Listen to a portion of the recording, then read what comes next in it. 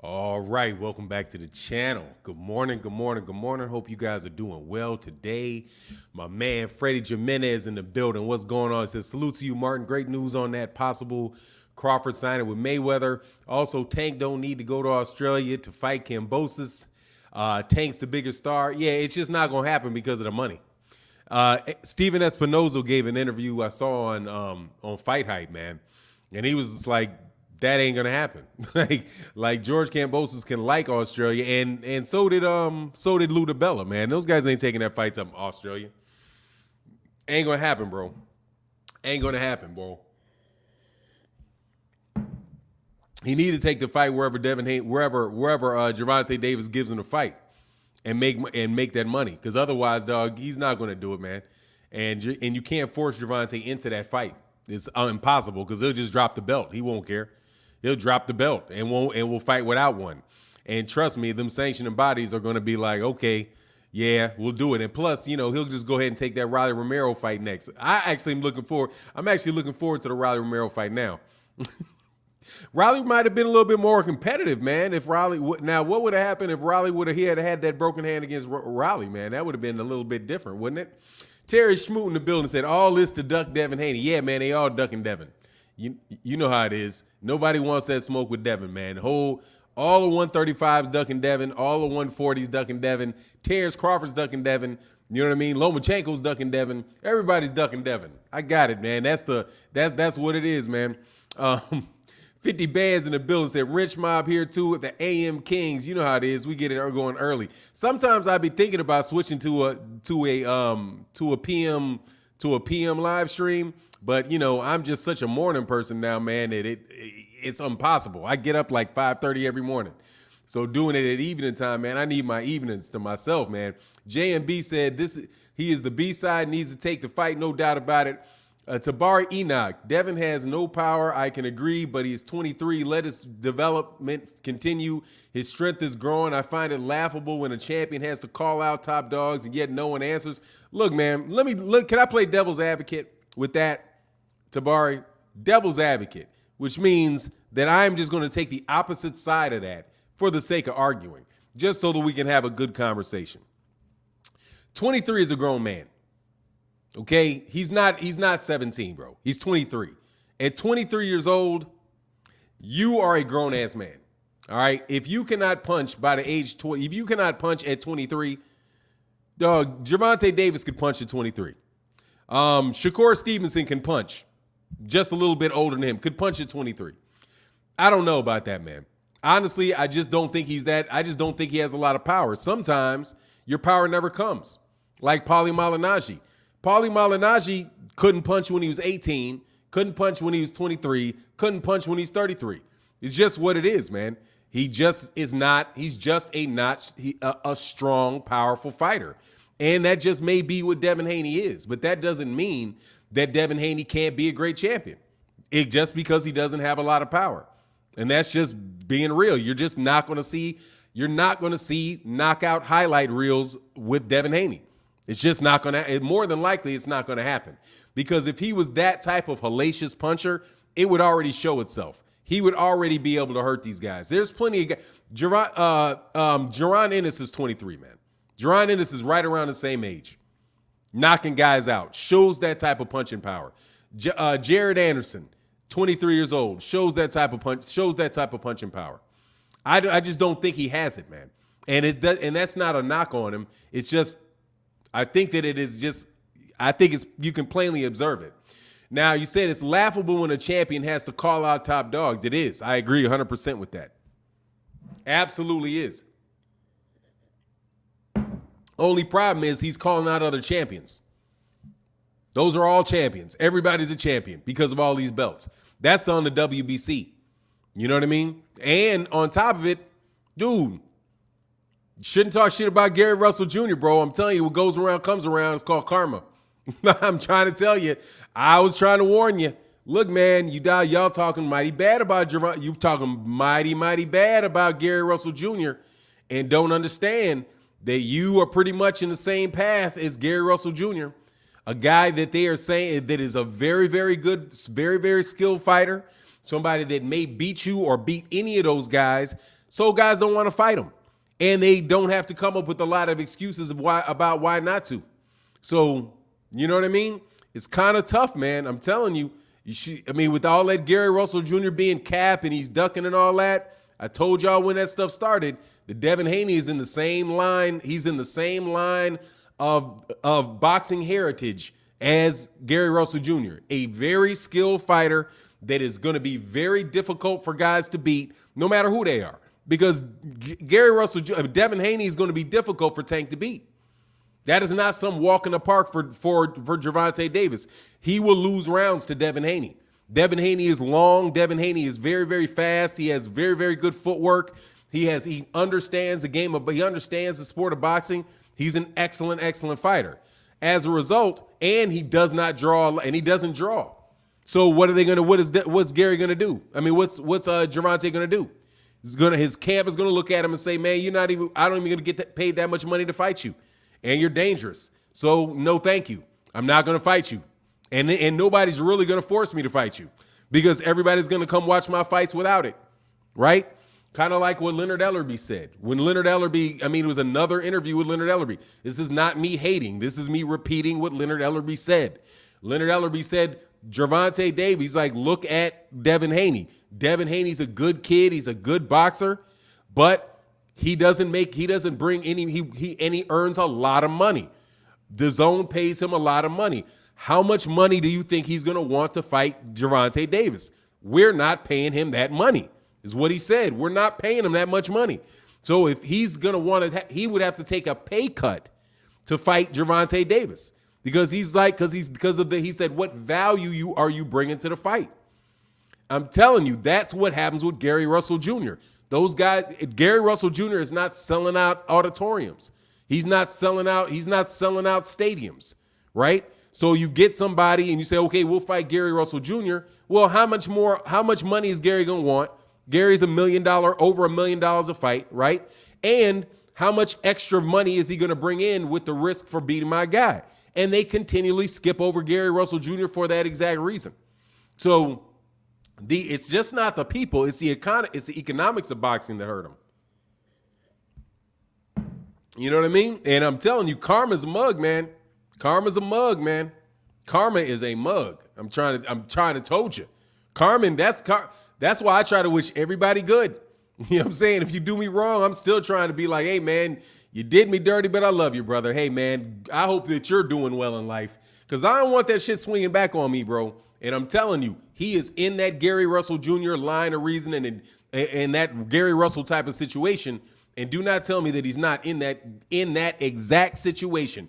You know who else is in that situation? Shakur Stevenson's in that situation. Shakur Stevenson is not getting that fight with Oscar Valdez because Bob Arum is not trying to throw away Oscar Valdez. Because he's like, look, I can always sell out an arena. I can sell out in Arizona with Oscar Valdez. I'm not sure where I'm going to be able to sell out with Shakur Stevenson. So, I'm not about to throw Oscar Valdez in a trash can because I know he can't beat. Because even if he thought that Oscar Valdez had a chance to beat him, he's still not going to do that. So you're going to have Shakur Stevenson sitting out there trying to get these fights. Shakur Stevenson, they're offering Shakur Stevenson the Vasily Lomachenko fight.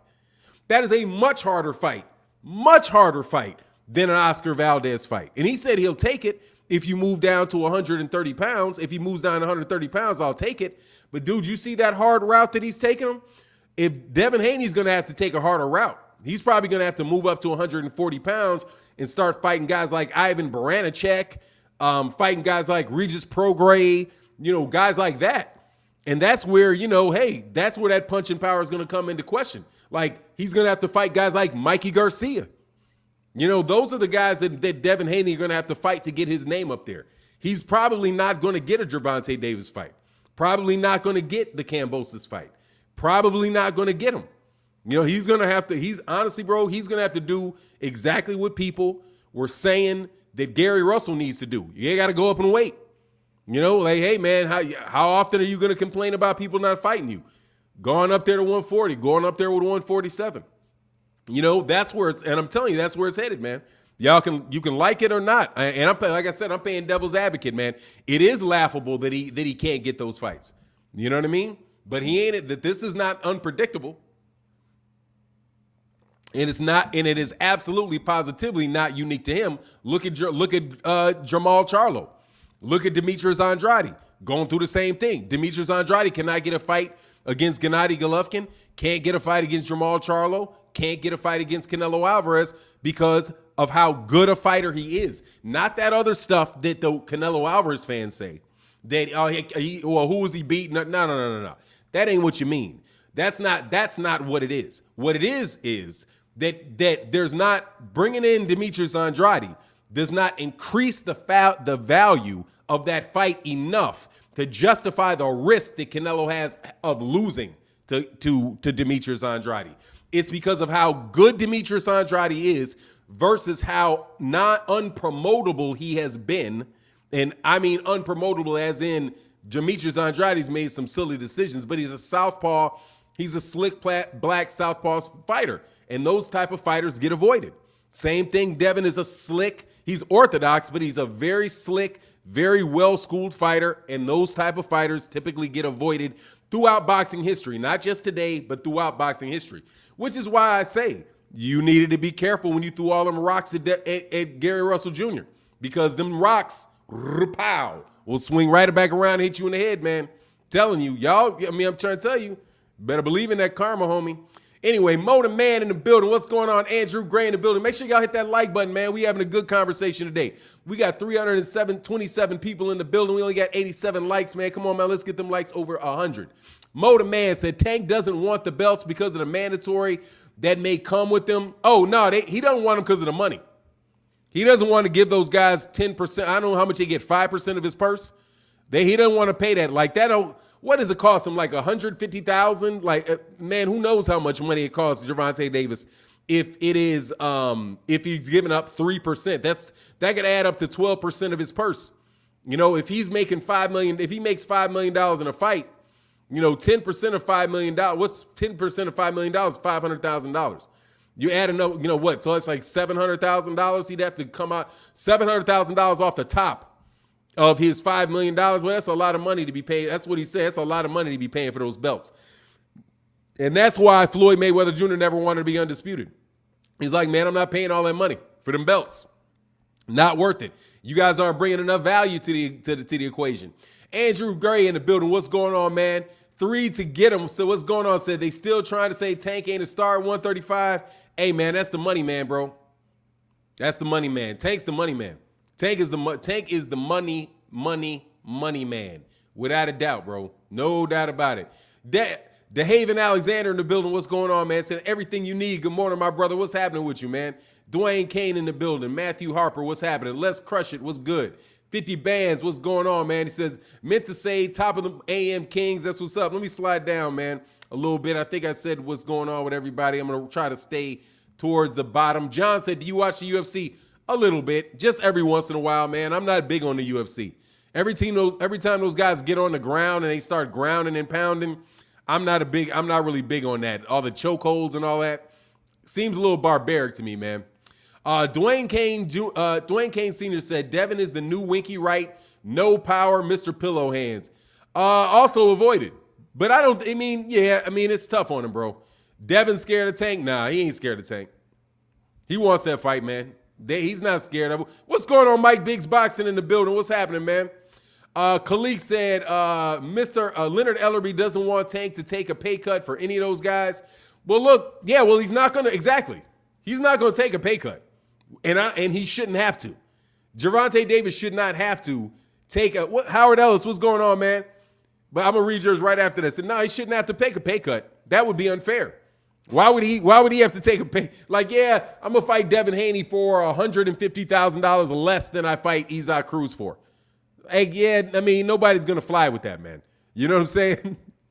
That's why I'm telling you, they need to go ahead and sign with him, Brad. They need to go ahead and sign with him. You know why they should sign with him? Because if they sign with him, they don't have an extra promotional fee. And those guys, or actually, who would have been the best for Devin to sign with? It wouldn't nobody, because he wouldn't get the fight if he was. He's just in a tough situation all the way around, man. He's in a tough situation all the way around.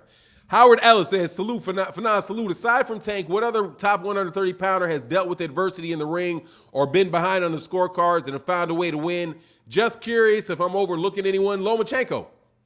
Lomachenko had gotten dropped by Jorge Linares and came back and knocked out Jorge Linares.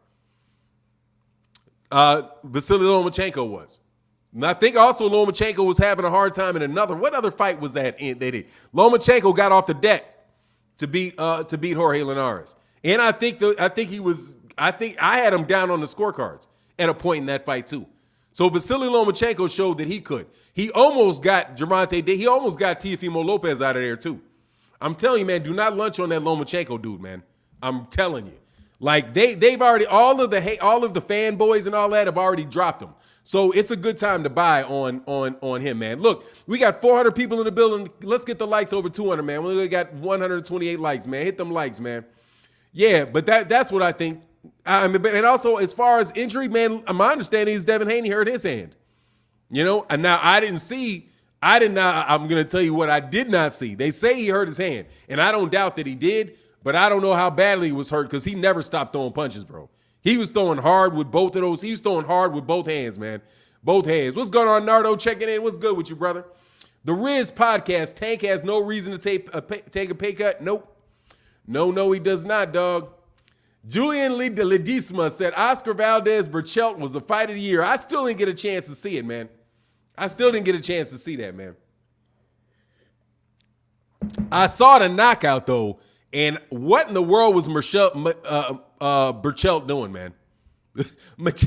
Miguel Burchelt ran into that punch, man. Literally ran into it, man. Like, whoa. You was out there, man. What was he doing, bro?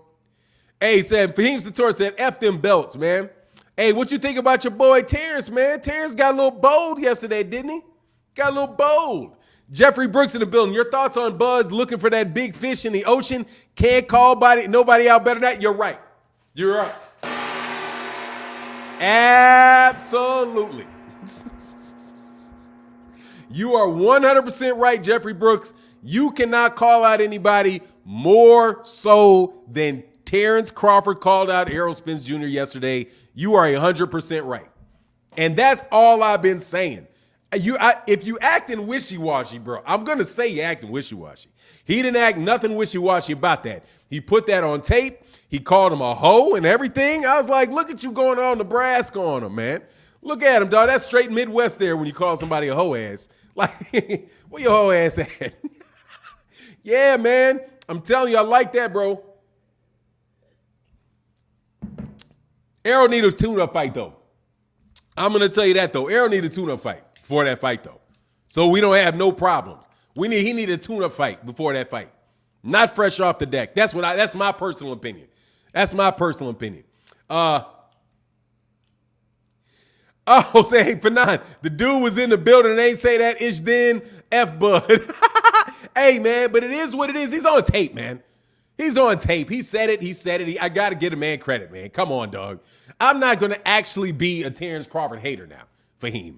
I refuse to be that. I refuse to be a true Terence Crawford hater. All the buddy boys, I ain't gonna be a bandwagon member, but I'm not gonna be a hater. If the man called him out, the man called him out. You know what I'm saying? Terry Schmoot said, I thought Errol said he don't need that. That's what Errol said. Errol said he don't need tune up for people that do not have confidence. That's what Errol said. I'm saying take a tune up. That's what I'm saying. Fight somebody easy, knock him out, feel good about it, and jump in there with him in the next fight. That's what I want to see. I'm just being honest with you. That's what I want to see. I didn't say he wanted to see that. I'm saying I, the owner of Fanon International Boxing, which, by the way, bro, for all your boxing needs, we got a website we're opening where you guys can get all your boxing and your workout stuff. So that's coming pretty soon, bro. Just so y'all know, man, we out here working and expanding, trying to do bigger things, man. But yeah, he said they're breaking their hand. What do you mean they're breaking their hand? Dwayne Freeman said Bud is just doing for the cameras. He ain't trying to fight EJ. He could have been made to fight. Hey, man, you got to take the man at his word, man. You got to take the man at his word, bro. And no, I don't honestly think he could have made that fight. Hey, we got 400 people in the building, 181 likes, man. Hit them likes, man. Hit the like button as you come on in the door, man. William Old School Art, man. What's going on with you, sir? How you feeling this fine morning, man? Good to see you, brother. Good to see you, man. Let me roll down here, man. Y'all are blessing me with the super chats this morning, so let me make sure I read this. Chris McClain said, if Terence starts trolling like he did yesterday more often, he'll be 100 times bigger than what he is. Absolutely. Much love in that super chat. You got that right. Absolutely. No doubt about it. Absolutely he would be. But I'm telling you what he need to do. He need to do that Floyd thing. He really does, man. I'm telling you, that will blow him up, man. Those guys, Mayweather, I think Floyd might be the best promoter in the game, man. He built Tank Davis out of nothing. Seriously. He built Tank. Now, Tank got a lot of knockouts and all that good looking, spectacular and all of that. Dude, Terence Crawford has the same thing. He literally is knocking out everybody. He has the same communication skills. He's got almost the same personality. Actually speaks a little bit better. Speaks a little bit better, a little more clearly than Gervonta. Man, dude, he can really do it, bro. Say Joseph Jefferson, thank you for 9. Hey, man, I'm just telling you, hey, I'm gonna give a man credit when the credit's due. That's what he needs to do, man. That's what he needs to do. Now, what is this? Somebody talked about something. I'm about to say something about it. I know I saw something banana. Tank is the A side bottom line. Yeah, without a doubt, bro. Somebody said, what is it? Tank's delusional? Nah, bro. Tank ain't delusional at all. Okay? Tank ain't delusional at all. Ain't George Kambosos. Look, let me tell you, man. If winning 3 belts or 4 belts made you the A side, guess what? Alexander Usyk would be the A side over Tyson Fury and Anthony Joshua. If your belts got you that. Okay? If your belts got you that. He was the undisputed champion, and do you realize he has more belts? He has won more belts than Tyson Fury and Anthony Joshua. He was an undisputed champion at 100 at cruiserweight. Undisputed. All 4 belts. May have even had the IBO. Got 3 belts at heavyweight, or 4 belts because he's got the IBO. He's a 4-belt champion, just like your boy is a 4-belt champion. Kambosos, dude, Kambosos is in Usyk's position. Okay, yeah, he's in Usyk's position. He's not no star, bro. Cats do not know who he is. They're over there in Australia. He got a bump. But man, they ain't paying for no boxing matches and all that stuff like that in Australia. You know what I'm saying? Jeffrey Brooks said, Bud should sign with Mayweather at 34 years old. He should just do a fight by fight. Oh, shouldn't sign it. He should do a fight by fight. Whatever it is, he should work with him. Much love in that super chat. Actually, you kind of tripping. At 34 years old, he'd be better to sign a multi-fight deal. At 34, you can sign a multi-fight deal. Lock him in until he's 38. No, but at 34, but I think he's still in his prime. He does need to hurry up and have that fight, though. Now that he's 34, because at 36, yeah, they can get him at 36. Man, but dude, I'm telling you, man, that dude can fight, man. God dang, man. Terence Crawford can fight, man. Hey, look, man, we got 563 people in the building. Man, y'all get the likes up for me, man. Don't do me dirty. Get the likes up, get the likes up, get the likes up, man. Asante L in the building. What's good, man? I'm chilling. I'm good, man. What's good with you? Just talking this boxing. You know how it goes, man. We get up in the morning and we chop it up.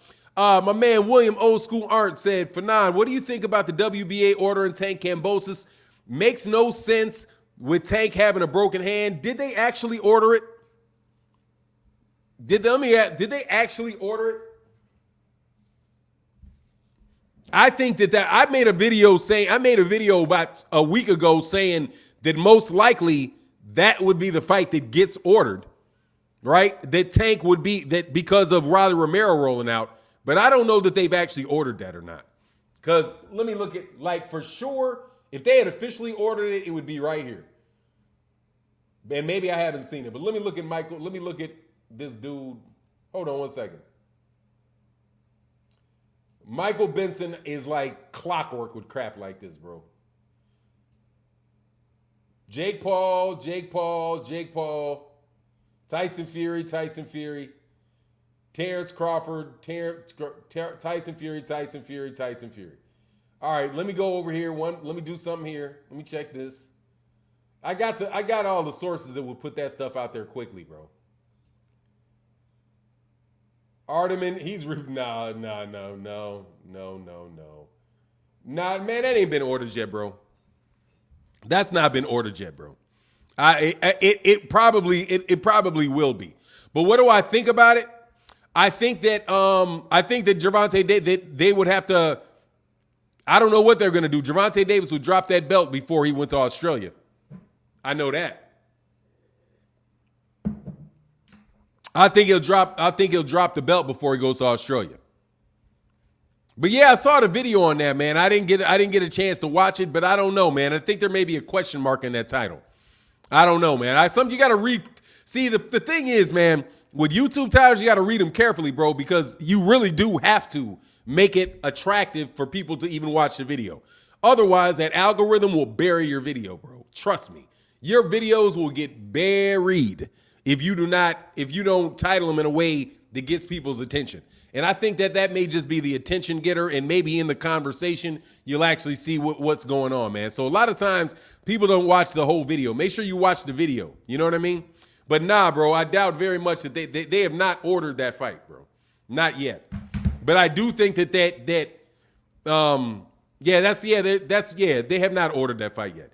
If they have, it's not official. Maybe he's got some inside scoop on it, which is very possible. But like I told you, I did a video before. If something goes wrong, they will order that fight, though. They will. WBA has to order that fight. And this is what it is. If Rolly Romero has problems with his legal problems and he cannot fight, they will order that fight between Gervonta Davis and Kambosos, because of that. Hey, so Alex, Vernon Alex said, yo, great reviews, Fanon. Thank you very much, bro. But like I did that video a week ago. Because you can see that coming from a mile away, bro. Because what the WBA is doing is they were ordered by the ABC, the Association of Boxing Councils, to shrink the number of belts that they have. So what you have going on at 147 pounds with Ugas and Butiev and Stenosis right now, because Jamal James got beat, where they're trying to get rid of that regular belt and just have the super champion. That's what they're doing. That's what they were doing when they said Gervonta needed to fight Rolly Romero. So if Rolly can't fight, more than likely what they'll do, or there's a chance what they'll do, is they will strip Rolly of the WBA, that interim title, whatever. Just get rid of that interim title. They can just say, because if he can't fight, they can strip him. No joke. And then they would order the regular and the super. That's what I think is the highly likelihood of happening. But I said that a week ago. You know, I don't think that's anything that has come from, that's not anything that came from the WBA. And so if that makes sense to you, because I try to make sense to you. Hey, man, we got 300 likes, man, 600 people in the building, man. Let's get them likes up, man. Make sure you subscribe to the channel too, bro. Game Tech, I'm a Kambosos fan now. F-Tank, hey, yeah, man, make sure you don't put that in the comment section too many times, bro. Just because if you spam, you're gonna get timed out or blocked for spamming. You can be a Kambosos fan, that's good, but Kambosos ain't proved himself. I don't think he's some big world beater, man. You know what I mean? What's going on? Martin Ramirez said 1 beat Cruz, 1 beat Lopez, 1 beat Cruz. What do you mean? 1 beat Lopez. Yeah, 1 beat Lopez, 1 beat Cruz. So what? What difference does that make? One was the what do you call it? One was Cruz. One was Cruz. You kidding me? And one is, let me do it better for you. One is George Kambosos. One is Gervonta Davis. One sells out the Staples Center. Another one doesn't even sell out in Australia. George Kambosos ain't sold nothing out in Australia. In Australia, one is a B-level fighter. One is a guy you just heard of the other week because he was fighting Teofimo Lopez. The other is a guy you know dang well who he is because he sells out stadiums and he does pay-per-views. And his revenue that he generates is probably 100 times what George Kambosos has ever generated. One headlines his own cards. The other has never headlined a card, bro. And matter of fact, Teofimo Lopez had only headlined one card in his career, and he lost during the one time he was headlining it. So how about you just, give, take his due, man. You know what I mean? Liked from Yuma, Arizona. Hey, Alex Chavez, shout out to Yuma, Alex, Arizona in the building, man. Young Pop said, good morning, Fanon from Stockton, California. Thank you for the stream. Thank you, brother. I appreciate that, man. Thank you for watching the stream. Hey, Fanon, I think this is my man, William Old School Arndt, says, Fanon, I think the perfect fight is Isaac Cruz and Jojo Diaz. What do you think? Oh, I would love that fight. Terrific fight, bro. Absolutely terrific fight, man. Absolutely terrific fight. Absolutely terrific fight. I would love to see that. No doubt about it. That glass is empty. Without a doubt, I would love to see that fight, man. What's my man say? We got a lot of funny acting people. Hey, funny acting people, subscribe and hit the like. You know what I'm saying? Hit the like, man, so you can see that little number bounce. It's real funny. When you hit like, it bounces that number up. It's real cool to watch. So since you're in here spam the like button, dog. Spam that like button. Rohan Face said Tank got exposed. Kambosos would kill him. I would love to hear your argument on that, Rohan. What about George Kambosos? How about George Kambosos fight Isaac Cruz? Ain't no guarantee he's winning that fight, brother. I'm going to tell you right now. Ain't no guarantee George Kambosos is beating Isaac Cruz. You're underestimating Isaac Cruz. But if you think he got exposed, cool. You more than likely will be watching that man's next fight, though, because he won that fight. I actually thought when he broke his hand, hurt his hand, knowing that he hurt his hand, I loved his boxing skills, bro. That dude's boxing skills are exceptional, man. Gervonta's. I think he showed to me that he's just as good a boxer and every bit as slick and quick as Devin Haney.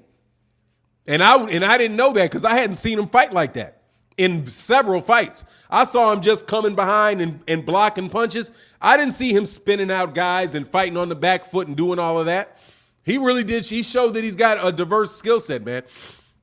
Man, hey, look, man, we got 600. We almost got 700 people in the building. We got close to 700 people in the building, 370 likes, man. Hit that like button for your boy, man. For your boy, Fanon. Hit that like button, man. Glizza Glock said, Ugas is considered an email champion, too, since he was elevated after he couldn't fight Pac-Man. So all these email champions and the media keeps only calling Devian email champ. I don't know if the email, he's the super champ. And he's not an email champ. He won that against the guy that was the super champ before. But I don't know if the media calls him email. It's just tough with Devin, man. I'm telling you, the WBC screwed that guy. The WBC screwed him. And at a certain point in time, bro, you got to drop that belt, man. I'm saying at a certain point in time, you got to drop it. Because the WBC is calling you. The WBC is talking out of this side of their neck and talking out of this. They're doing this. They're just talking out of both sides of their neck, man. And they're not going to force. They're not going to do anything for Devin other than take his money. Seriously. They're just going to take his money. Jojo Diaz, he had to negotiate a fight with himself to get Jojo Diaz. They didn't force Jojo Diaz to fight him. Jojo Diaz did that voluntarily. And shout out to Jojo Diaz for doing it, man. Jojo Diaz shows he got some heart, man. You know what I mean? Because he was a big disadvantage against Devin Haney. And he came out and he took that fight, man. You know what I mean? Shot goes out to him for me. But, at a certain point in time, man, Devin's going to have to drop that belt. If the belt doesn't mean anything, drop the belt. They're like, hey, man, they're not treating this. If you're not going to get the fights, why you want the belt? See what I'm saying? I know why you want that belt. Because that means Eddie Hearn has to pay you more money. Because he's got a championship. So when he has a championship, in your promotional contract with Matchroom, Matchroom has to pay you more money for championship. If their contract is like anybody else's, You get more money once you get that championship belt. So Devin is kind of, what can you say? If he wants that belt, but that belt doesn't mean anything, who's it really on? At a certain point in time, going over there and getting the rankings of the IBF, getting the rankings of the WBA, getting the rankings of the WBO, so that they will order you to fight. He will be highly ranked by that organization very, very quickly in a fight. Two fights at the latest. And he should be a number one contender in one of those sanctioning bodies because he is a big name fighter. He is one of the bigger name fighters. But if he's going to try to force it because he's a champion, he's got to go to a sanctioning body that is not going to franchise somebody and screw him, because that's what the WBC did to him. But again, I believe the most likely reason that he stays with the WBC is so that Eddie Hearn has to pay him more money. So, which one is it? What you're going to do? What's more important, the money or the championship? And I think that's from the outside looking in. And this is me outside looking in. Seems like you may need to get away from that WBC, man. They don't love you like that, bro. You know what I'm saying? They don't love you like that. Robert Davis said, the Bay Area in the house. What's up, man? Shout out to the Bay Area, man. D'Angelo Dillon said, just like Teo took the fight and was injured. What you mean? Yeah, that's what he says. He say a lot of stuff after he lost. You know what I'm saying? Teo said a lot of stuff after he lost. He was saying he's getting them out of there in one round before the fight started. But you know what it is. How you get exposed and beat him with one hand, y'all bugging. I mean, of course they're bugging, but that's all right. No worries. Cruz versus Diaz, absolutely, Mr. Bay. I like that, man. I like that, man. Nobody cares about a hand being hurt. Wilder, yeah, I mean, it is what it is. Let me roll down here a little bit, man. He great. We didn't watch the same fight, Fanon. What fight? What fight are you talking about? He great. If you don't like Gervonta Davis and you're looking for a reason to make him look bad, you're going to say he looked bad. Tank fans are delusional too. What are they delusional about? Dog, he won the fight. Let me tell you something, bro. He won that fight. Do anybody acting, and I'm telling you straight, nobody's ever accused me of being somebody that loves Tank to death. All right? I talk hard about Tank too, about him not fighting top competition and all of that. Nobody ever accused me of being no Tank fanboy. Dude, he won that fight, dude. And he won that fight, and get out of here if you say he didn't win that fight, please. What you're doing is you can say, hey, barely won, he won. He won that fight. And he won that fight because he's a better fighter, bro. If you say it was boring, you can say what you want. But anybody out here lying, saying he lost that fight, you just lying. You lying or you don't know what you're looking at. Because he won that fight, man. Devin Haney won his fight. Gervonta Davis won that fight. Stop. You know who lost their fight? Teofimo Lopez lost his fight, bro. Some of you guys with Isaac Cruz are acting like Isaac Cruz did what Kambosos did. He won that, bro. Any way you cut it, he won that fight. If he hurt his hand, clearly something was wrong with his hand, bro. Something was clearly wrong with his hand because he didn't use it. Do you think Gervonta is just for no reason going to stop using his hand? Like, hey, let me just fight him one-handed to be cute. Come on, man. He didn't fight him with one hand to be cute. The man hurt his hand. He won the fight. He overcame adversity. It's very, very clear that that's what happened, man. If you were really watching the fight. But if you want to hate on Tank, go ahead and hate on Tank. But you just know that that's what you're looking at, bro. Okay? I'm not going to sit up here and tell you that Devin Haney lost a bunch of rounds to Jojo Diaz because he did not. Okay? He didn't. He won that fight. He won that fight easily. He beat Jojo Diaz easily. He had a couple moments where he got hit. He may have lost a couple rounds. He lost maybe 2 rounds. Maybe 2 rounds. And honestly, the 2 rounds that I think he may have won were very questionable that he lost those rounds.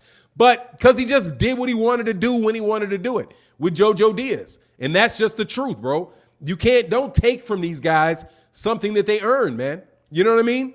I saw when Gervonta hurt his hand. Yeah, I mean, I didn't know what it was. I was just like, why isn't he going for him? Because he hurt him. About round 5, he was clearly hurting Isaac Cruz with body shots, knocking him back, looking like he started looking like he was tiring. And all of a sudden, I'm like, man, why did you stop? I thought maybe, Isaac Cruz hit him with a body shot or he was getting tired or something because he backed off.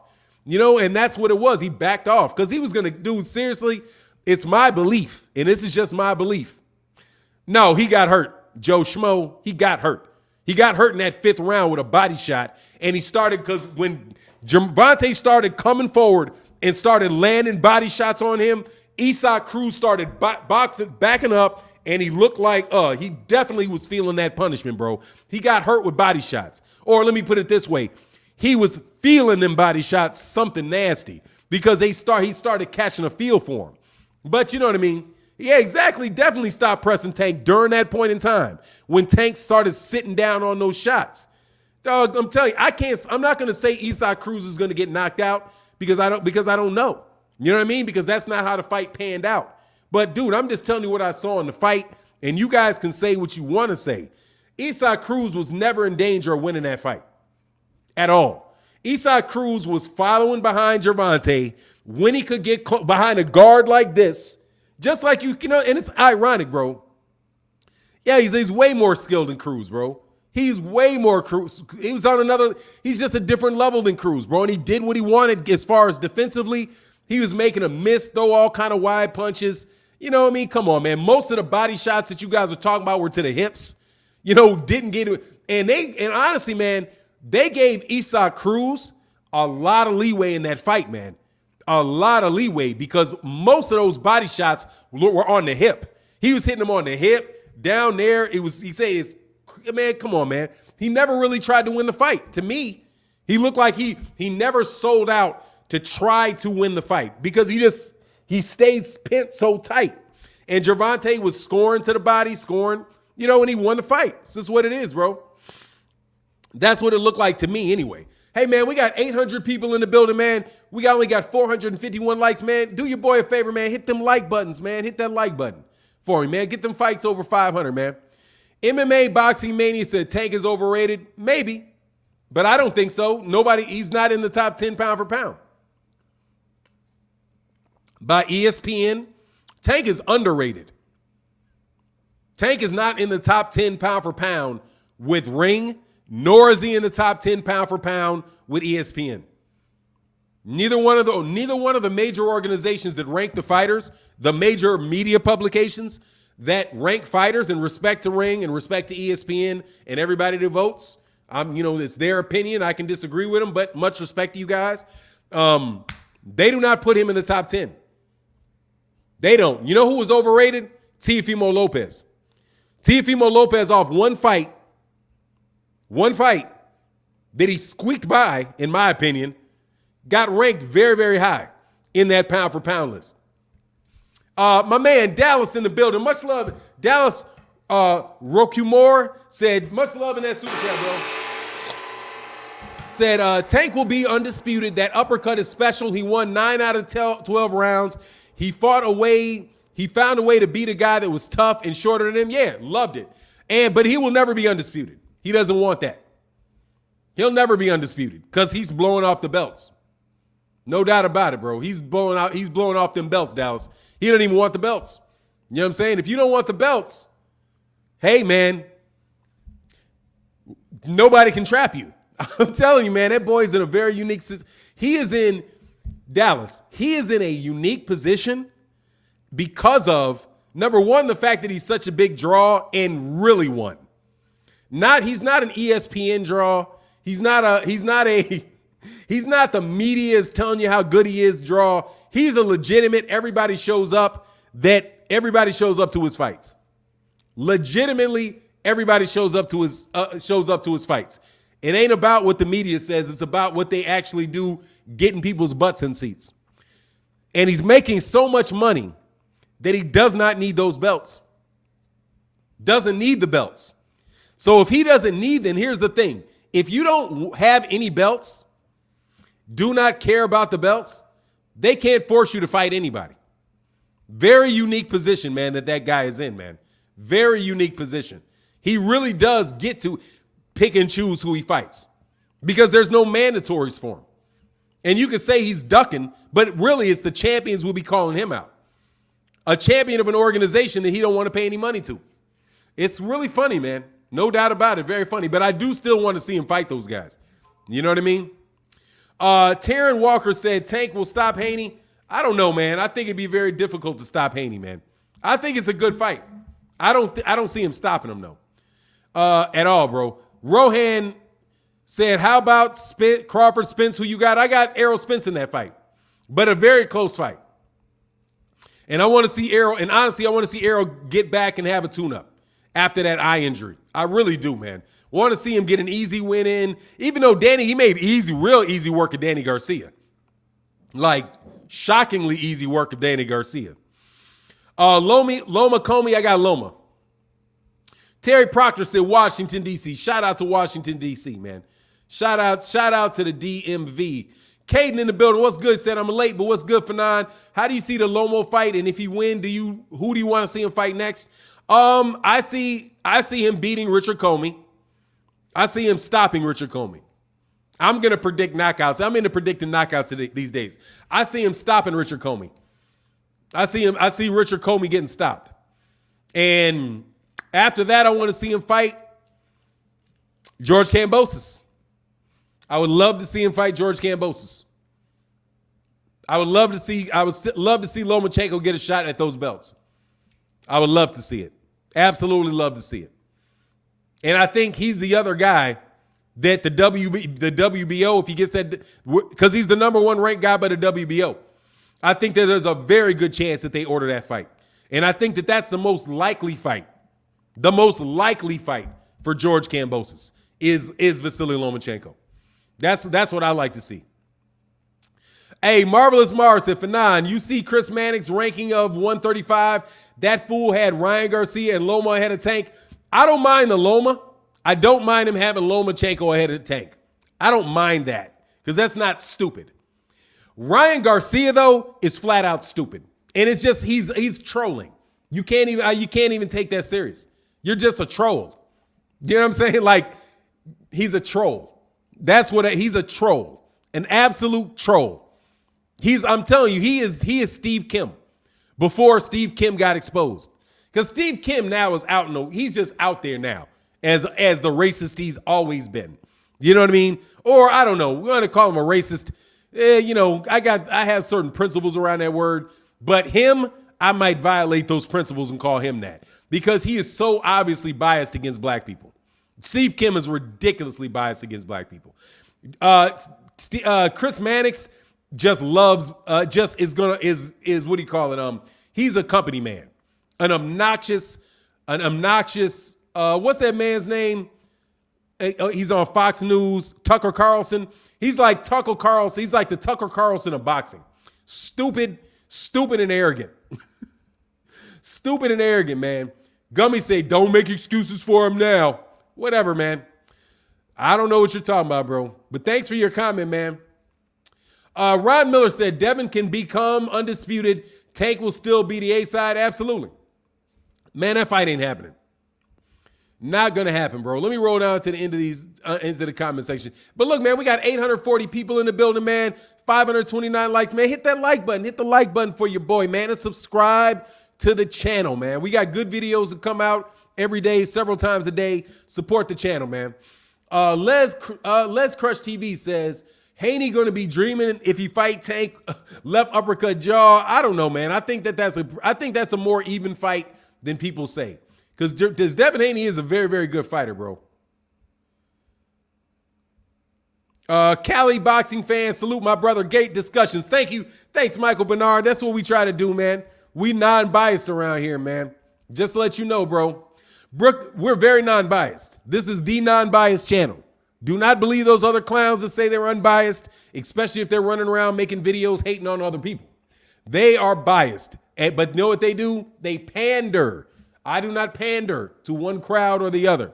The only pandering I'm doing, I don't even pander. I'm not pandering. We are unbiased around here, man. Broderick Hunter said, Fanon, did you notice how replays didn't support the exaggerated Cruz comments, but they kept talking as if they didn't see it? Oh, yeah, they can. But, dude, that's what they're going to do, bro. They're just going to do what they're going to do. It doesn't matter. You know what they're going to if all they were doing is trying to figure out how they were going to insult Tank after the fight was over.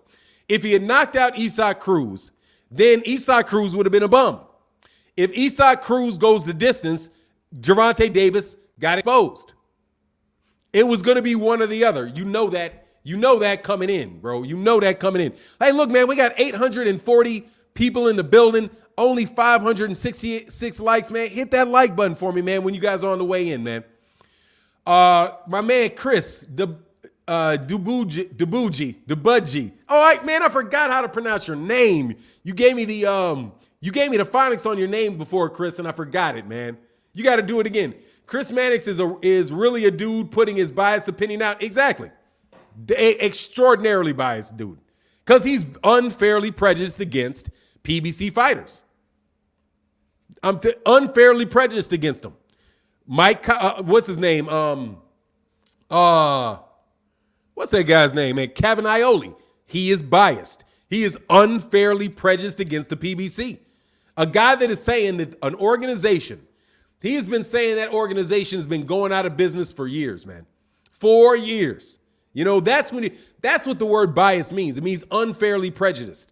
Now, you can have your opinion and have a strong opinion. That does not make you biased. What's being biased is when you're being unfair.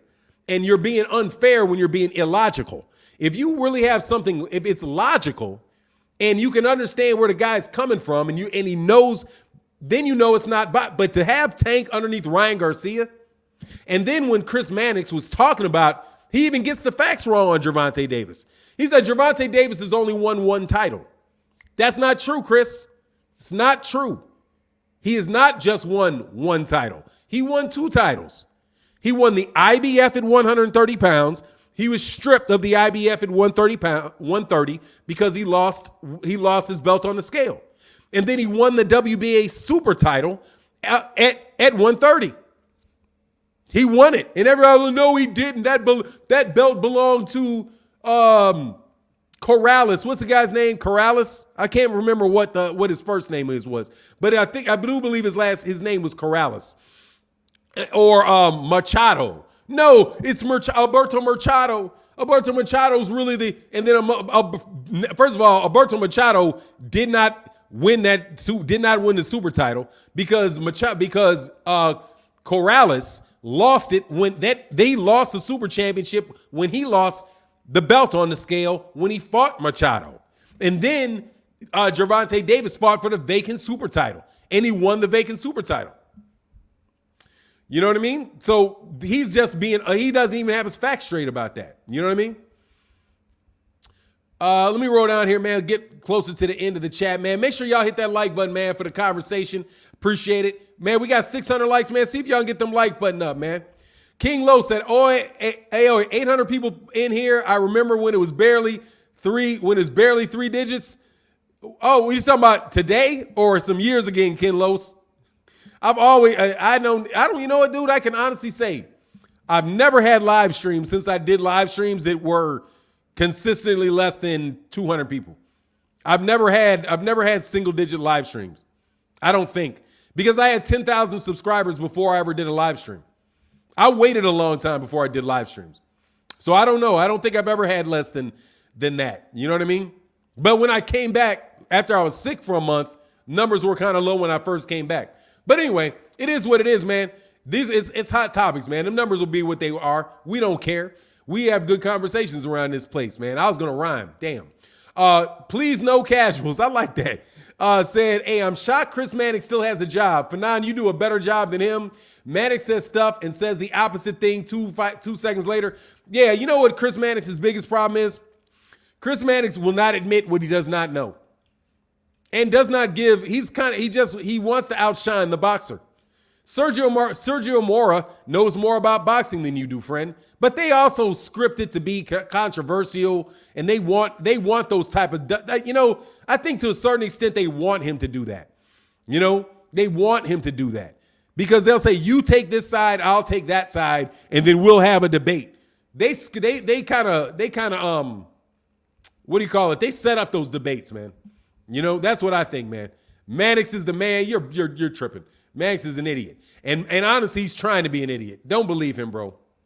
You know what I mean? Don't believe Chris. Chris Mannix probably go to the bathroom disgusted. That takes a lot of energy to be that full of shit, bro. Gunny said, yeah, I'm the delusional one here. Gunny, yeah, you are. What you laughing at, bro? That's not funny, man. Letha Baker said, Fanon, are you going to make that Big Fish video where Crawford called? Yeah, I already did it. It'll be up there at it'll be up next. Absolutely. And he said something else about it too. Yeah, man. Absolutely, bro. I'll make the Big Fish. I'm going to make the Big Fish video. How y'all start predicting my videos? I like that. Make sure you share it, man. Share it on Facebook. Share it on other things. Anyway, Brother Ruth said, DAZN a bunch of clowns. I've never seen MGM Grand that empty. Makes sense now. Eddie don't respect black culture. Hashtag Martin Lawrence. No, he doesn't. He's not from the United States. He's not from the United States. He's not going to be successful promoting here. And it's about time that they say that they admit that that's what the case is. But you know what it is, man. They're going to ride that out, man. You know what I mean? Gunny said, Fanon, you catching all the wrong ends of my conversation. I'm defending Tank, saying he's broken his hand. Oh, Gunny, I'm sorry. Shout out to Gunny, bro. My bad. Shout out to Gunny, man. Shout out to Gunny. Anyway, man, let's get back. Ask me some more questions, man. We'll get back on the topic, man. Powerhouse Watson said, Spence still the big fish now that Pac-Man gone. Ugas ain't even a star power like Spence. Nah, but I do like that, though. I do like that Terence Crawford calls him the big, you looking for big fish. Because that's the big fish, for sure. That is the big fish. So as long as you recognizing that and you go into the negotiations with that understanding, we'll get a fight, man. Because even if Errol Spence Jr. is not ready for the fight, Errol Spence Jr. is the type of guy that is most definitely going to take the fight. He's not going to chicken out of that fight, bro. Without a doubt. He's not going to chicken out of that fight. He's going to go fight him because he thinks he can beat him. Absolutely. You can hear it. And on the real, you can hear it out of Derrick James. Derrick James is becoming very, circumspect in the things that he says. However, if you read between the lines and you listen very, very carefully, you understand, you know what they think about Terence Crawford. And what they think about Terence Crawford is that he relies too much on his athleticism. And as soon as he slows down half a step, somebody that is very, very fundamentally sound is going to beat Terence Crawford.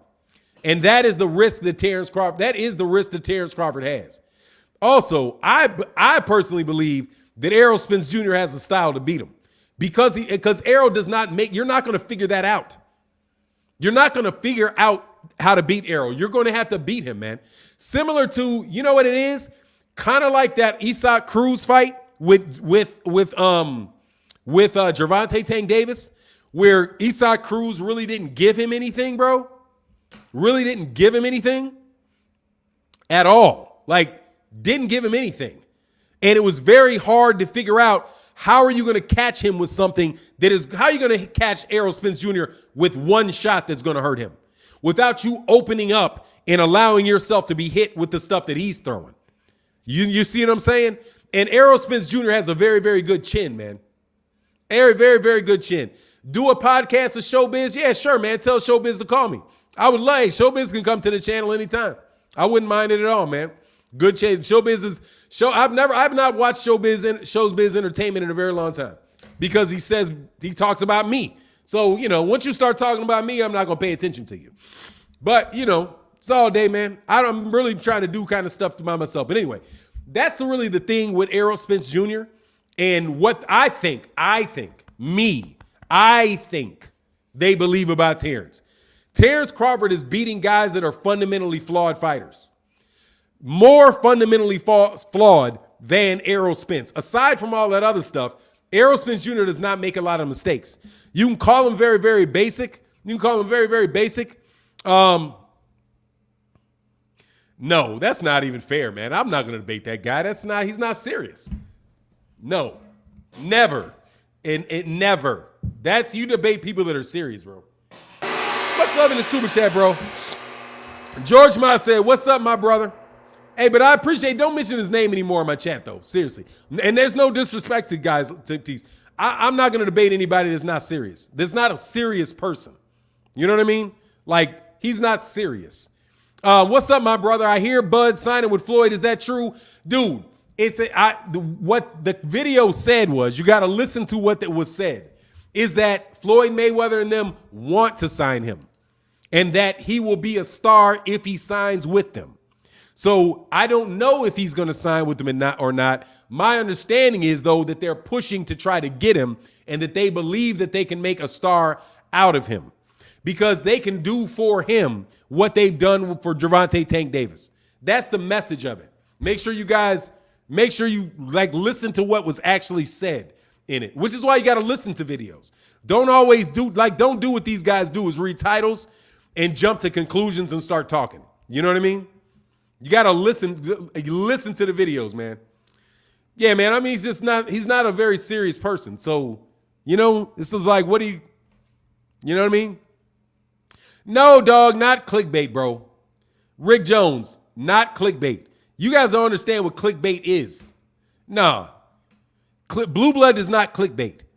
Do you know what Blue Blood? Blue Blood has a titles that are that are attractive, but the video is actually about what the title is about. You're not going to look at these guys' videos and they're talking about something completely different than what's in the title. That is what clickbait is. So even when you guys talk, that's not clickbait, bro. Clickbait is if I do a video saying women that have the world's biggest breasts, and then I start talking about the stock market. That is clickbait, bro. Use the right word. That's not clickbait. The title is, you can say a title is misleading, but that is not clickbait. Anytime somebody puts up a title, they need to make it attractive so somebody will watch the video, bro. Dude, he does not clickbait. That is a wrong word to use with him. He doesn't, man. And I'm telling you, I like him. And I'm telling you, dude, that's not clickbait. You guys use the wrong word when you do shit like that. Anytime you look at the guy's video, it's about the subject matter of the title. That's all you have to do. Much love in the super chat. Is there a reason Loma hasn't fought Tank? Yeah. Tank ain't want. Yeah, exactly. They ain't asked for the fight. And he lost, bro. You know what I mean? I'm just telling you, bro, when you throw around that word, you throw that word around and that's not fair to people, bro. If the video is about what the title is about, that is not clickbait. They didn't bring you in to talk about something else. You know what I mean? That's what clickbait is. Please use the word right, bro. Because it's like, you guys call shit clickbait anytime you don't agree with somebody's opinion is clickbait. Oh, Gervonta Davis will beat Devin Haney. Oh, clickbait. That'll never happen. Shut the fuck up. It's not clickbait, bro. Anyway. Sorry, yeah, man. Get them likes up, man. Hit the like button, man. See if we can get them likes over 1,000, man. Tyron Langston said he'll be overnight success ASAP. Yeah, he would be. That's what it is. Yes, if Gervonta, I'm telling you, if Terence Crawford was promoted by Leonard Ellerby and Floyd Mayweather Jr., I'm telling you, that dude will be a huge star. Give him 2 fights. 2-3 fights, bro. 2 or 3 fights. Without a doubt. No doubt about it.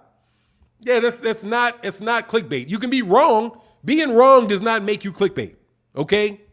Being wrong does not make you clickbait.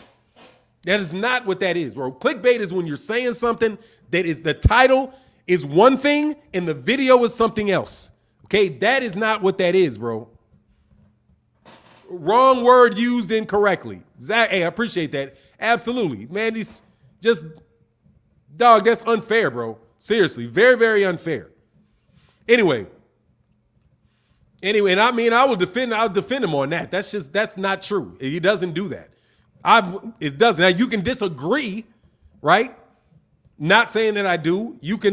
The title of my video, something that I could say could be wrong, right? I could be dead wrong about something. Completely wrong. That doesn't mean it's clickbait. It just means I'm wrong. You know what I'm saying? That's all it is. Anyway, I Am Famous KT said, I hope he works with Floyd and will make him the face of boxing easily. I think he'll do very, very well, bro. Hey, I think that, man. Yeah, please, let's stay on the subject here, bro. Because cats don't do commercials for me. I'll tell you that. Anyway, man, much love to everybody that's in the chat. Hey, man, let's see if we can get them likes over 1,000 this good morning, man. I am famous. KT said, I hope he works with. Okay, that's not me. Let me go back to what I was saying, bro. About Errol and Terence. Oh, here we go. Brother Root said, between MTK and TMT, Crawford should obviously choose the latter. Plus, Mayweather's been courting him for a while, and the PBC would work with Showtime, and not to even mention the money. Yeah, obviously, dude, they're not going to be able to do. They're not going to be able to do what Floyd can do for him, because they don't have dude, Floyd knows all these. First of all, they know the venues. They know they've made more successful pay-per-views than anybody in boxing. Like, it actually amazes me sometimes when people ask me, like, what do you think about Floyd Mayweather Jr. as a promoter? And I'm like, dude, that dude is a very, very good promoter. Very good promoter. And he's a good promoter because of the success of his events. Like the PBC, there would be no Floyd without the PBC. None. Right? None without and I know he's a partner in the PBC. There's no way Leonard Ellerby and those guys do not actually own a piece of the PBC and are co-owners of the PBC. They've got their own promotional company on top of that platform. But dude, they're the ones that really built that stuff, along with their business partner, Al Heyman, right? And whoever else invested the money and all that. But dude, how can you say that they're anything but great promoters with what they've done with Gervonta, man? They've got Gervonta in a position that a slick southpaw, I mean, dude, he shouldn't even be getting fights. If Gervonta Davis had signed with Bob Arum, dude, he wouldn't even be getting fights, bro. Like, literally. He would be living in an apartment building, and everybody be like, who is this Tank Davis? He's a bum. Who is he beating? He doesn't deserve a shot against Loma. Who is he beating? They would have, you know who they do him like? They do him like Isaac Dogbe. They'd have him fighting at 140 pounds. But they would have him fighting at 140 pounds against 6'6", 140 pounders, bro. You know what I mean? On diuretics and steroids. You know, ain't no way, man. I think the dude is an absolutely terrific promoter, bro, and deserves a lot of credit for what they're doing, bro. So Tank going to Australia? No way. Ain't nobody going to Australia, bro. Only person who would go to Australia, only person who would go to Australia is Devin Haney. He'll go to Australia. Lomachenko will go to Australia too. I think Lomachenko will go to Australia for sure. Absolutely. And it wouldn't matter because Lomachenko is going to beat Kambosos. If you think Kambosos is beating Lomachenko, hey, dog, you need to put that shit down. All right? Like, whatever you, because it ain't no weed, all right, that you on. If you think Lomachenko, you think that guy's beating Lomachenko, that dude is tailor-made for Lomachenko, bro. Tailor-made for Lomachenko. Lomachenko going to be turning and popping, walking him down, popping him, slapping him, popping him, all kind of doing stuff, man. I'm telling you, man, Lomachenko back higher on my pound-for-pound list, man. Matter of fact, though, I've kept Lomachenko on my pound-for-pound list. I never abandoned him, bro. Never did, bro. All them other dudes, it was, you're a Lomachenko hater. Only channel you hear talking about good about Lomachenko right now is me. Everybody else, oh, he lost. Sweep him under the rug.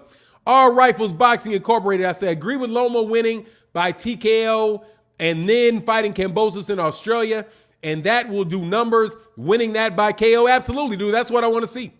That's my best. That's what I want to see. I want to see Kambosos Lomachenko. Number one, it's a makeable fight. And number two, it should be a good, entertaining fight. And Lomachenko deserves it. He fought his way back up. If he beats Nakatani, if he knocks out Nakatani, knocks out Comey, that dude deserves a shot at his titles, bro. I don't want to see Lomachenko. I don't want to see Lomachenko going and get down to 130 like they're talking about and fighting Shakur Stevenson. That's a fight I don't want to see. I do not want to see Shakur Stevenson versus Lomachenko, bro. First of all, that is Bob Arum doing Shakur Stevenson dirty. Doing him dirty. Well, I don't know, because Shakur will probably get him right now. But they're not going to give him any credit for beating him because he moved down to 130 and Teofimo Lopez already beat him. So he's not going to really get any. He's not going to get anything out of that win other than us seeing a good fight. I want to see him do him right and let him get that Oscar Valdez fight and unify them belts. But all of a sudden, unification ain't that important, huh? Emmanuel H, man, much love in that super chat, brother. Thank you so much, bro. He says, salute. I don't think Bud should sign to anyone at this stage of his career. He should start his own promotional company and then partner with TMT. Same kind of deal Haney has with Eddie Hearn. Well, actually, that's the same type of deal that Gervonta Davis has with Floyd Mayweather. He's got his own promotional. It says GTD Promotions, and he's getting a cut of the promotional dollars. He can do the same thing with Floyd. He can have TB. What is it? What is it? He already got something. He already got a low TBC. He can start TBC, and TMT. They need to do that, man. But I'm telling you, that dude could be big, man. And it don't matter if he's 34. It ain't going to take that long. No joke. It is not going to take that long. Because how old was Floyd when Floyd jumped over? I think he should probably take a couple fights and make some big paydays, though, with them first before he goes to lose to Errol Spence. I mean, don't jump in there. Don't jump in there with Errol right away and lose it all, homie. But I do like that he's seeing you need to talk that fight up. Don't avoid the conversation about that fight because that's the fight that makes your name big, bro. Errol's a rising tide lifts all boats, bro. You know what I'm saying? Why shouldn't he? Why shouldn't he go right to it? Because he should get a couple paydays before he loses. That's me riding with team. That's me being man, I was gonna say bomb squad. What is it? Strap season. That's me being team strap season. Team Errol. I rock with Errol, man. I like him. And that's a free admission. That ain't being biased. That's me telling y'all like the kid, man. But I like Bud too. Bud just don't like me. You know one of my favorite people are though? Dude, pause before I say it. I love Bernie the Boxer, bro. Much love in that super chat, bro. Love Bernie the Boxer, bro. Absolutely, bro. That dude that really supports Bud, I like him. First of all, he knows his boxing extremely well, bro. Extremely well. He's a funny dude. And he makes his arguments really, really well. Really, really well. Renee Gordine said, Fanan, what's up? Floyd is the best promoter. Terence Crawford should shine with TMT. What do you think about that? Do you think Teo Lopez isn't the truth? He's finished? No, I don't think he's finished. He's a good fighter. Much love in that super chat, bro. But he's in trouble, though. No joke, he's in trouble. Because he got to go. It's like somebody did this meme of Joe of, what's the rapper, the Puerto Rican rapper out of New York, man? Used to be with Big Pun. Fat Joe. Yeah, Fat Joe was like, yesterday's prices are not today's prices. You know, talking about when Teofimo Lopez Sr. said that he was going to go back to Top Rank, how he made a mistake leaving Top Rank, and they put that meme, yesterday's prices are not today's prices. Man, he's going to go get fed to somebody at Top Rank. I guarantee you, because he said, man, you're going to regret it. Bob Arum threatened him. He said, you're gonna regret this when time goes on and you're going to want these big fights. Remember you did me like that. Remember you did me like that. Because as soon as he got there, he acted an ass with Bob Arum, the guy that brought him there. Acted an ass with the guy that got him there. Came to the party with Bob Arum, turned around and spit in Bob Arum's face as soon as he danced with as soon as somebody asked him for a dance. He's like, turned around and spit right at Bob Arum. Bob Arum going to remember that, man. So don't be surprised, bro, if he gets fed to the Wolves. And they can feed him to the Wolves, trust me, because they know styles. They know matchups. Those guys, their matchmaking in Top Rank is top notch. They'll get him beat. Hey, look, man, we got 833 people in the building, man. Let's get them likes over 800, man. Hit them likes, brother. Hit them likes, man. Hey, Curtis said, Fanad is talking that talk. Pay attention. I'm trying to told you. I'm trying to told you, bro. My man Tyrone Langton said Kambosos is slightly overrated. Yeah, dude, is he in the pound for pound yet? Did they name him to the top 10 pound for pound? I haven't looked at ESPN's rankings. Y'all let me know what you see in ESPN's rankings, man.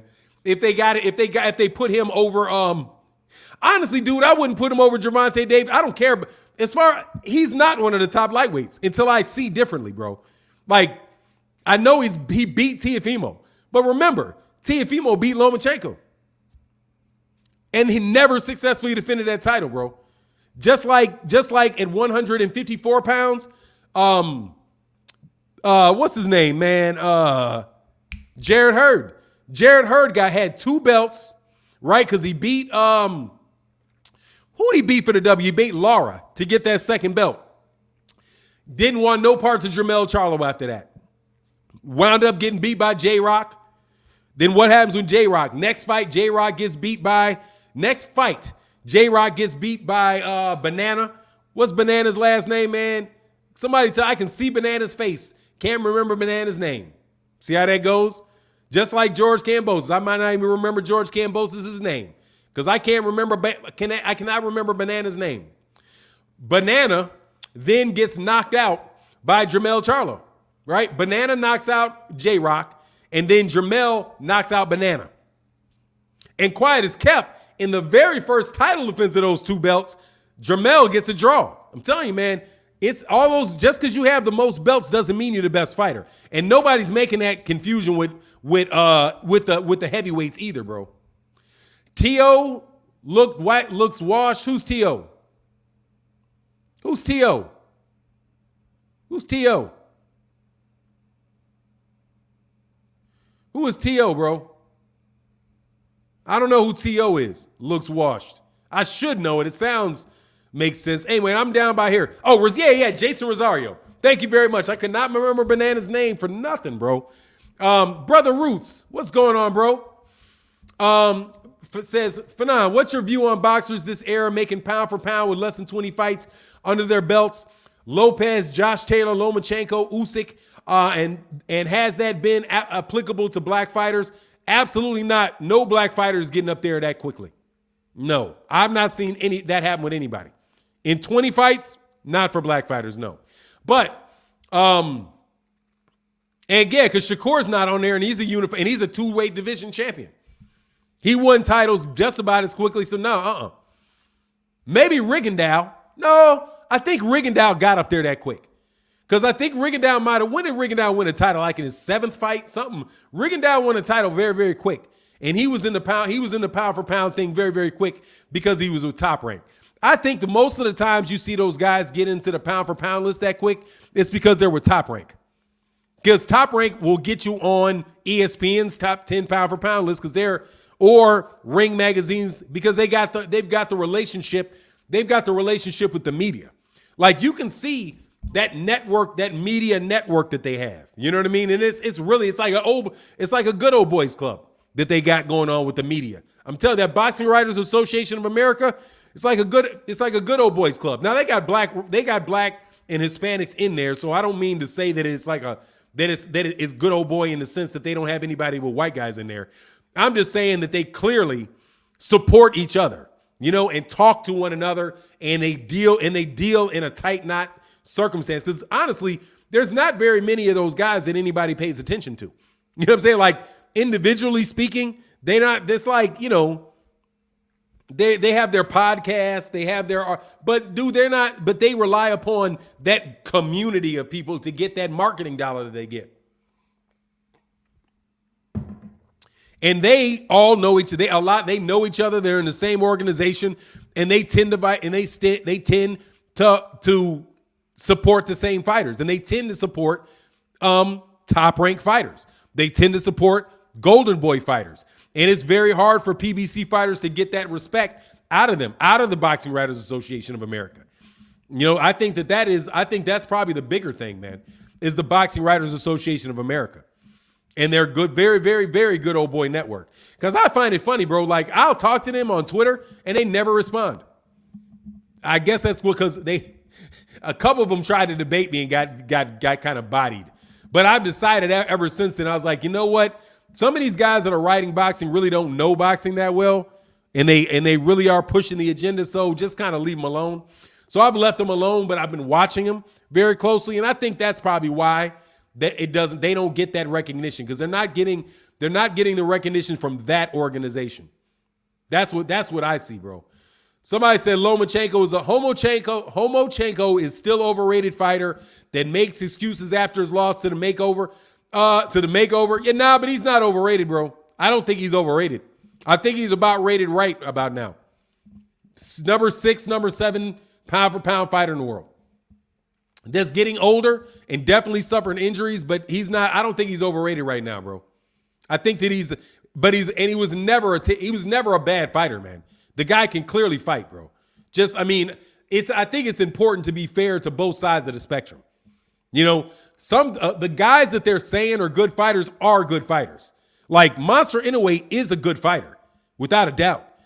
Juan Carlos Estrada is a good fighter, without a doubt. Chocolatito is a very good fighter. But the question is, they're just not giving the credit to certain fighters that I believe are better fighters. Gervonta Tank Davis is a better fighter than Monster Inoue. He's a better fighter, bro.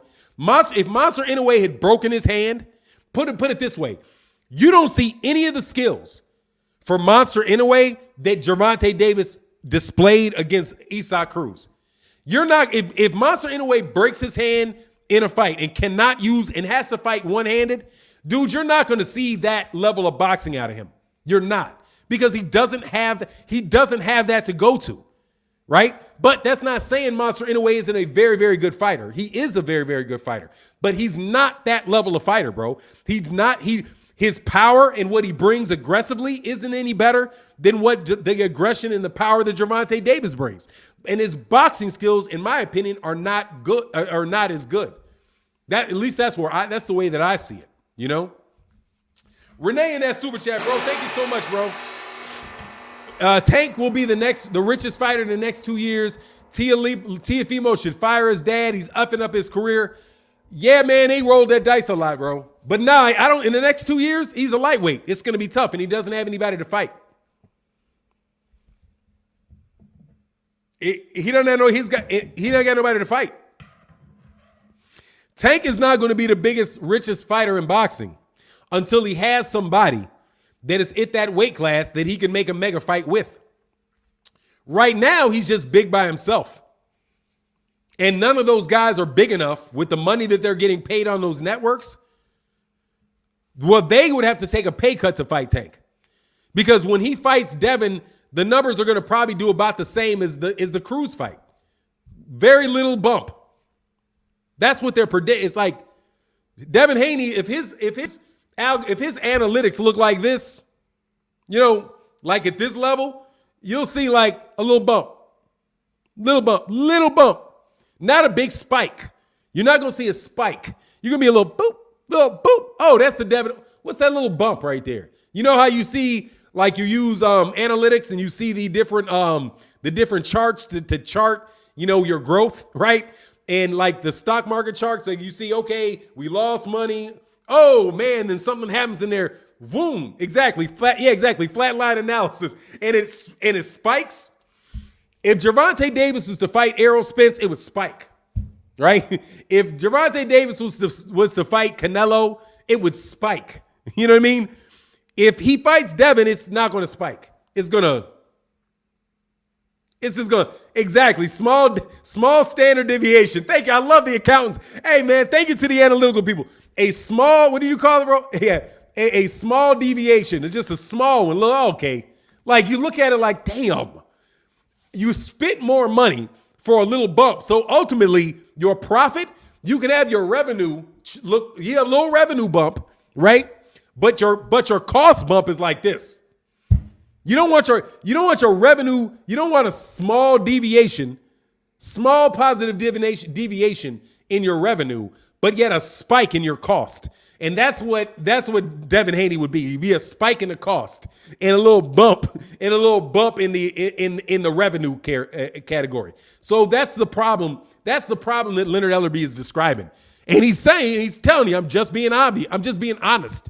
Like, we're not going to pay him that money. Because he knows how much they make. You know he knows how many. Because they're getting over. Because right now, Devin's getting over. Devin is getting over, bro. Big time getting over. Made enough money for the rest of his life with that signage that he got with Eddie Hearn, because Eddie Hearn said, let me steal one of their prospects. And they stole the PBC prospect in Devin Haney. And they overpaid for a PBC prospect.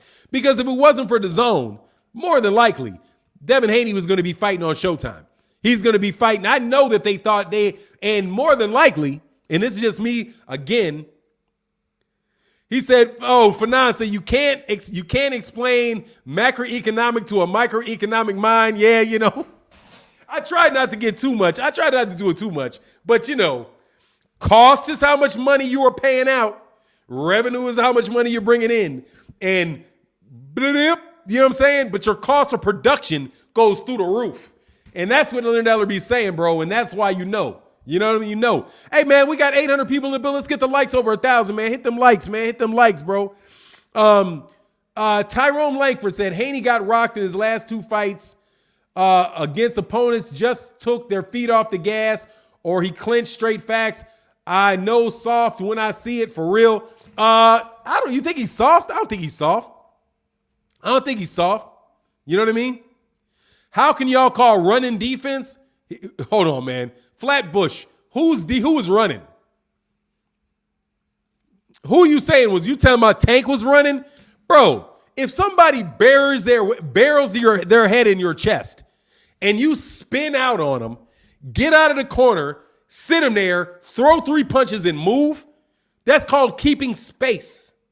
Okay? You don't have to stand there with somebody if they walk forward. When you walk forward, somebody will move back because they need room to throw their punches, okay? It's called boxing, okay? And it is necessary. It's necessary. You know what I'm saying? Because you don't want to always play into a guy's strength, man.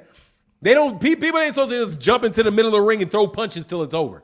Robert Garamillo said, good morning, Fanon. Isn't there any of the Russells that could go up and fight Tank? Just curious. Gary. Much love in that super chat. But I'm going to tell you right now, he'd have lost that fight with that broken hand with Gary. He'd have lost that fight. Believe it. If that was Gary, I think Tank loses that fight. Because Gary's going to get rounds, bro. You better believe it. Because Gary can box just like that. Gary will box, bro. Gary can box. So it'd be interesting, man. I'm telling you, man, y'all underestimate my boy Gary because actually, the only people hating on Gary are Devin Haney fans. That's it. Devin Haney shits all over Gary, so they shit all over Gary. They're like, well, Debbie shits on him, so I got to shit on him too. Man, I'm trying to tell y'all, bro. Y'all be killing me with that, man. Anyway, Khalid, my man, Hamad Bay said, Fanon, that Joker doesn't know boxing. Of course not. Well, he's running. Nah, man, that's running is what is called when your fighter who cannot cut off the ring and wants to mix it up can't find a way to do it. You know what I'm saying? Tank is not overrated in my opinion. Tank is underrated in my opinion. But anyway you go, bro, people have hard fights. And honestly, bro, that wasn't even that hard a fight. That wasn't a hard fight for him. It didn't look like it was that hard a fight. Honestly, it just looked like he had a hard time dominating, man. Said I never said Tank. I said, I don't know who you're talking about. Flatbush Flacco. Who you say was running? Devin? Devin wasn't running. Devin was sitting down. Hey, Flatbush Flacco, I'll read it. If I see what you said, I'll read it. If you got done wrong, let me know. Flatbush Flacco, just put it in there, man. Hey, look, man, we got 800. Let's see if we can get them likes over 900, man. Let's get them likes over 900, man.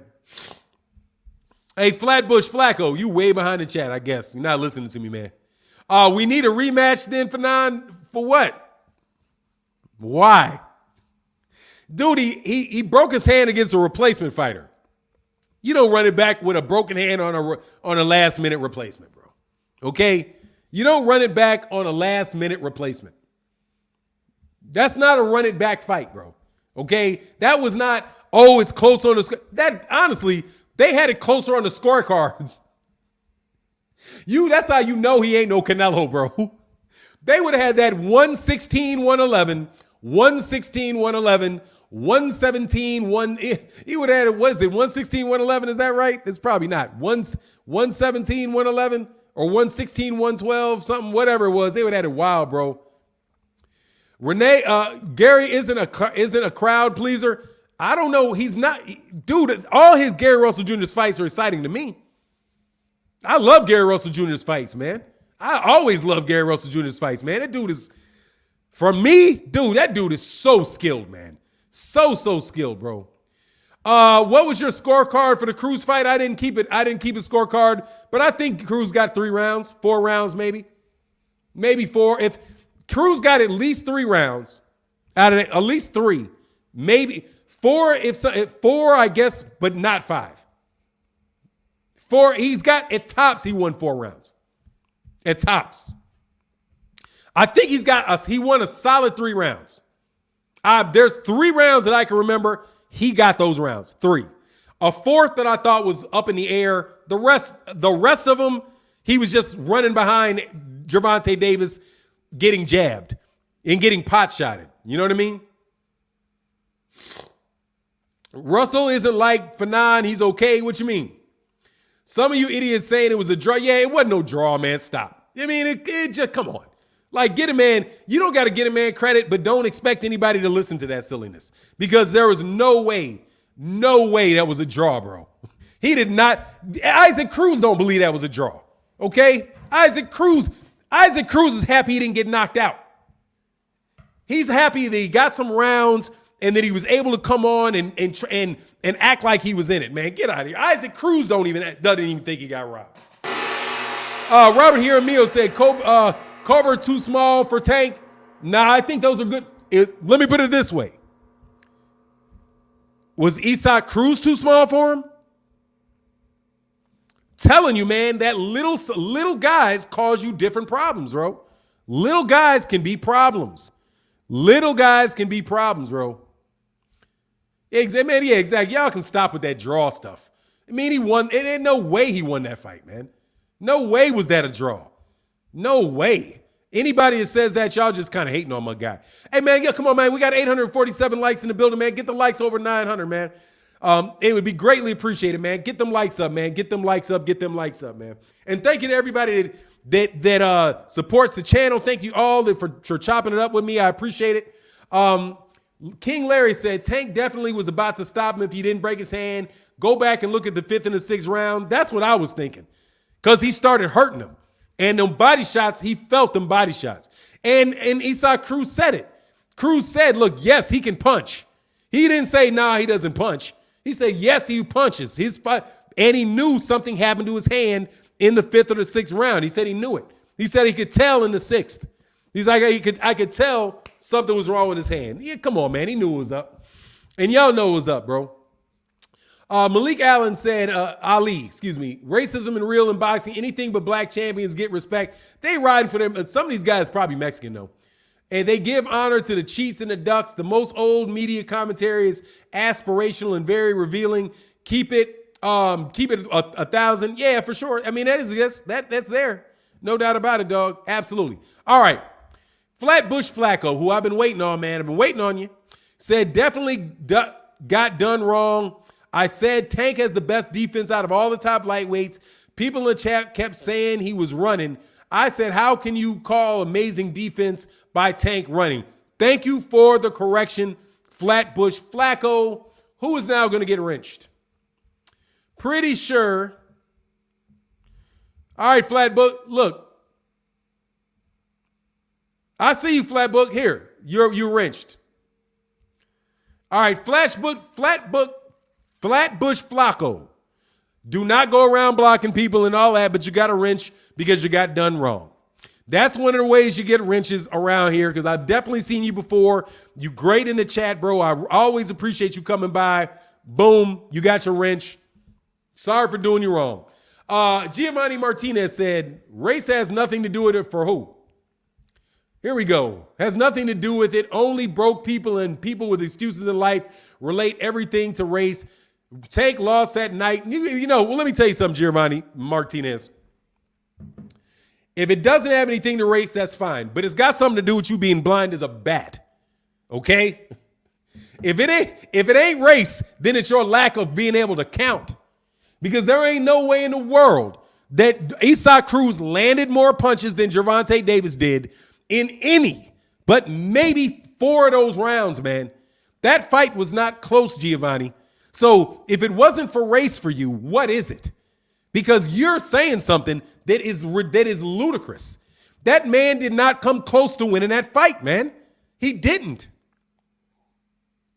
That fight was not a close fight, man. It was not close. It may have been closer than you thought it would be. You may have come in there with an expectation that Tank was going to knock him out. But, dude, you are just wrong. That fight was not a close fight. It was not something where that fight hung in the balance at any point in time. Gervonta Davis was ahead after 6 rounds.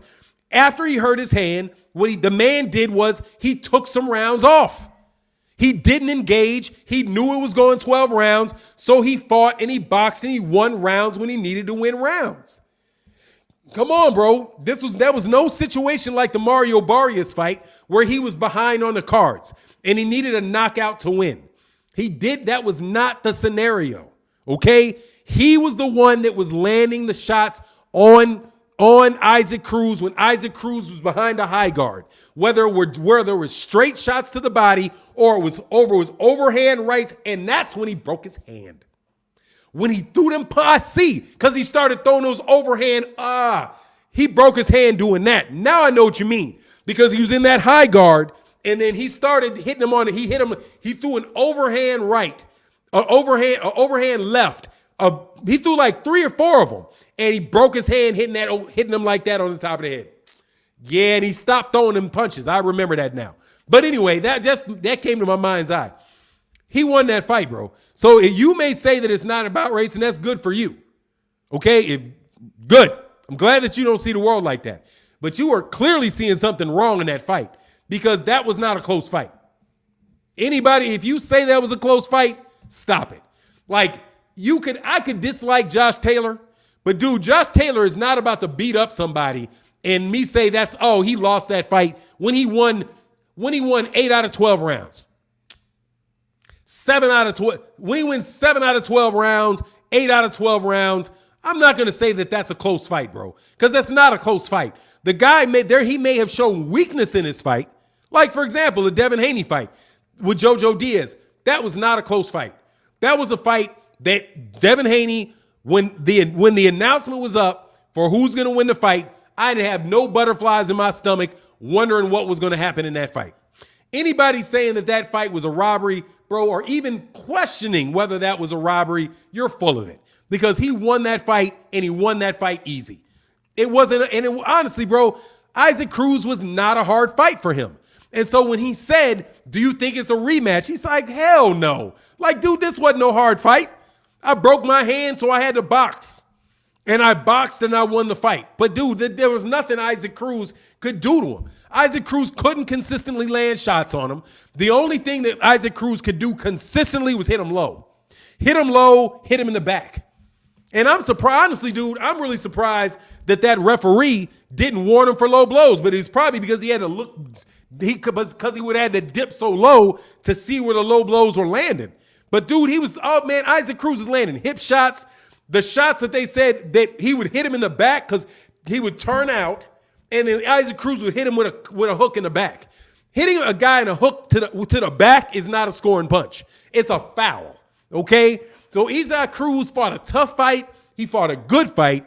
But at the same time, he was never in danger of winning that fight, bro. So please, you can say that it's not about race, but when you say things like it was a draw or you think Isaac Cruz won that fight, you're right. You are definitely rooting for Isaac Cruz. And since you're rooting for somebody that nobody knew, people may think that you just rooting for him because the dude was Latino. Okay? That is not unreasonable when you say something ridiculous. Like, Tank lost that fight. He did not lose that fight. Like, Floyd Mayweather Jr. lost the fight too. He lost to Manny Pacquiao. Man, shut up. He didn't lose no Manny Pacquiao. Like, that fight was not close. He kept winning round after round after round. And this is so boring. It's boring because your boy can't land a punch. Wasn't boring to me. It's boring to me because I was sitting there waiting and looking around at all these guys like, you know your boy lost that round, right? You know your boy lost that round, right? You know your boy lost that round, right? You know your boy lost that round, right? It wasn't boring to me because I saw, oh, he's running there. He's trying to do all kind of stuff, but it never landed. You don't get points for trying to land and not getting knocked out. And especially when you up like this, getting punched, get out of here, man. Anyway, he said, broken hand, Gary Russell, he loses. Yeah, exactly. He lost that fight to Gary because Gary would have been able to score punches. He's not going to beat Gary with one hand.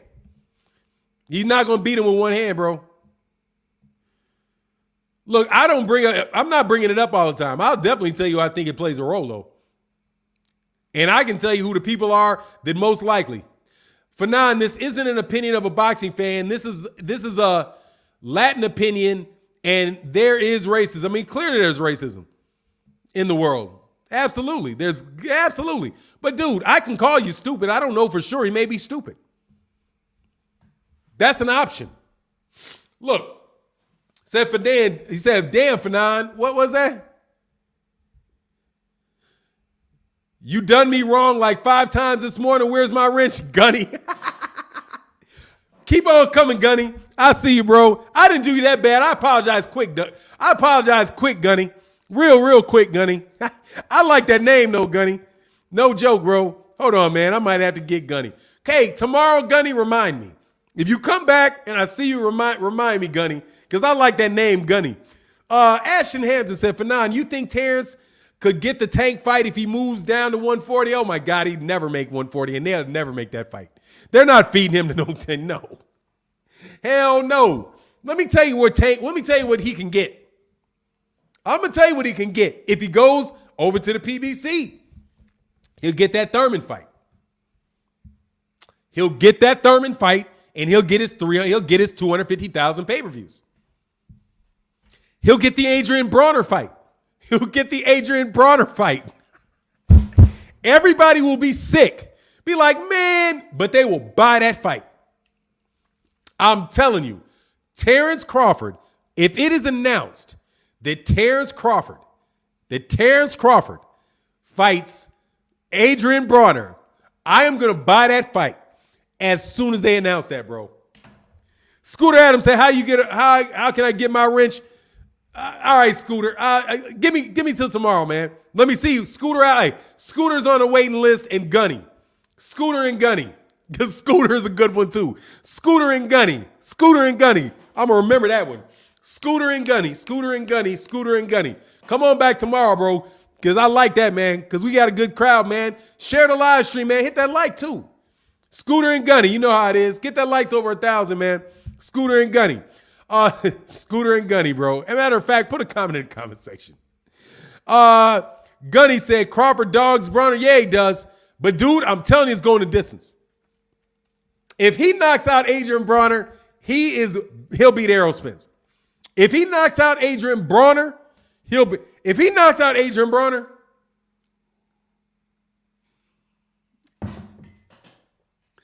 I'll be a believer forever and ever, bro. Because I still don't think you think he's knocking out Bronner? You think so? Nobody knocks out Bronner? Dude, ain't nobody ever come close to knocking out Adrian Bronner, bro. But seriously, I know it's a miss. Don't get me wrong now. When I say Adrian Bronner, bro, I remember I used to want a wrench. Hey, yeah, you got that wrench? Yeah, we make the wrenches happen around here, man. You know what it is. Hey, look, dude, just remember what I say. I do not care what the outcome of that fight is. That fight is going to do 250,000 pay-per-views. He did not knock him out, bro. That fight went the distance. And honestly, Adrian Bronner was putting it on. People forget Adrian Bronner was putting it on Marcus Maidana towards the end of that fight, bro. Marcus Maidana won that fight up until about in the 10th round. And then Adrian Bronner started putting some work in on that dude, bro. My wrench got taken. Oh, did it? Oh, my bad. We'll correct that, bro.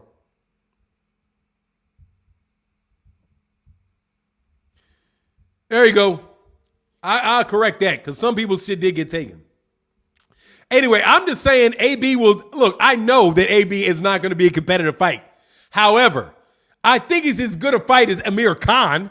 I mean, do you think that Adrian Bronner versus Terence Crawford is any worse a fight than Terence Crawford? Terence Crawford versus Amir Khan? Or Terence Crawford versus Jose Benavidez? Or Amir Khan? Or Amir Khan, dude, I'm telling you, or Amir Khan versus Kell Brook?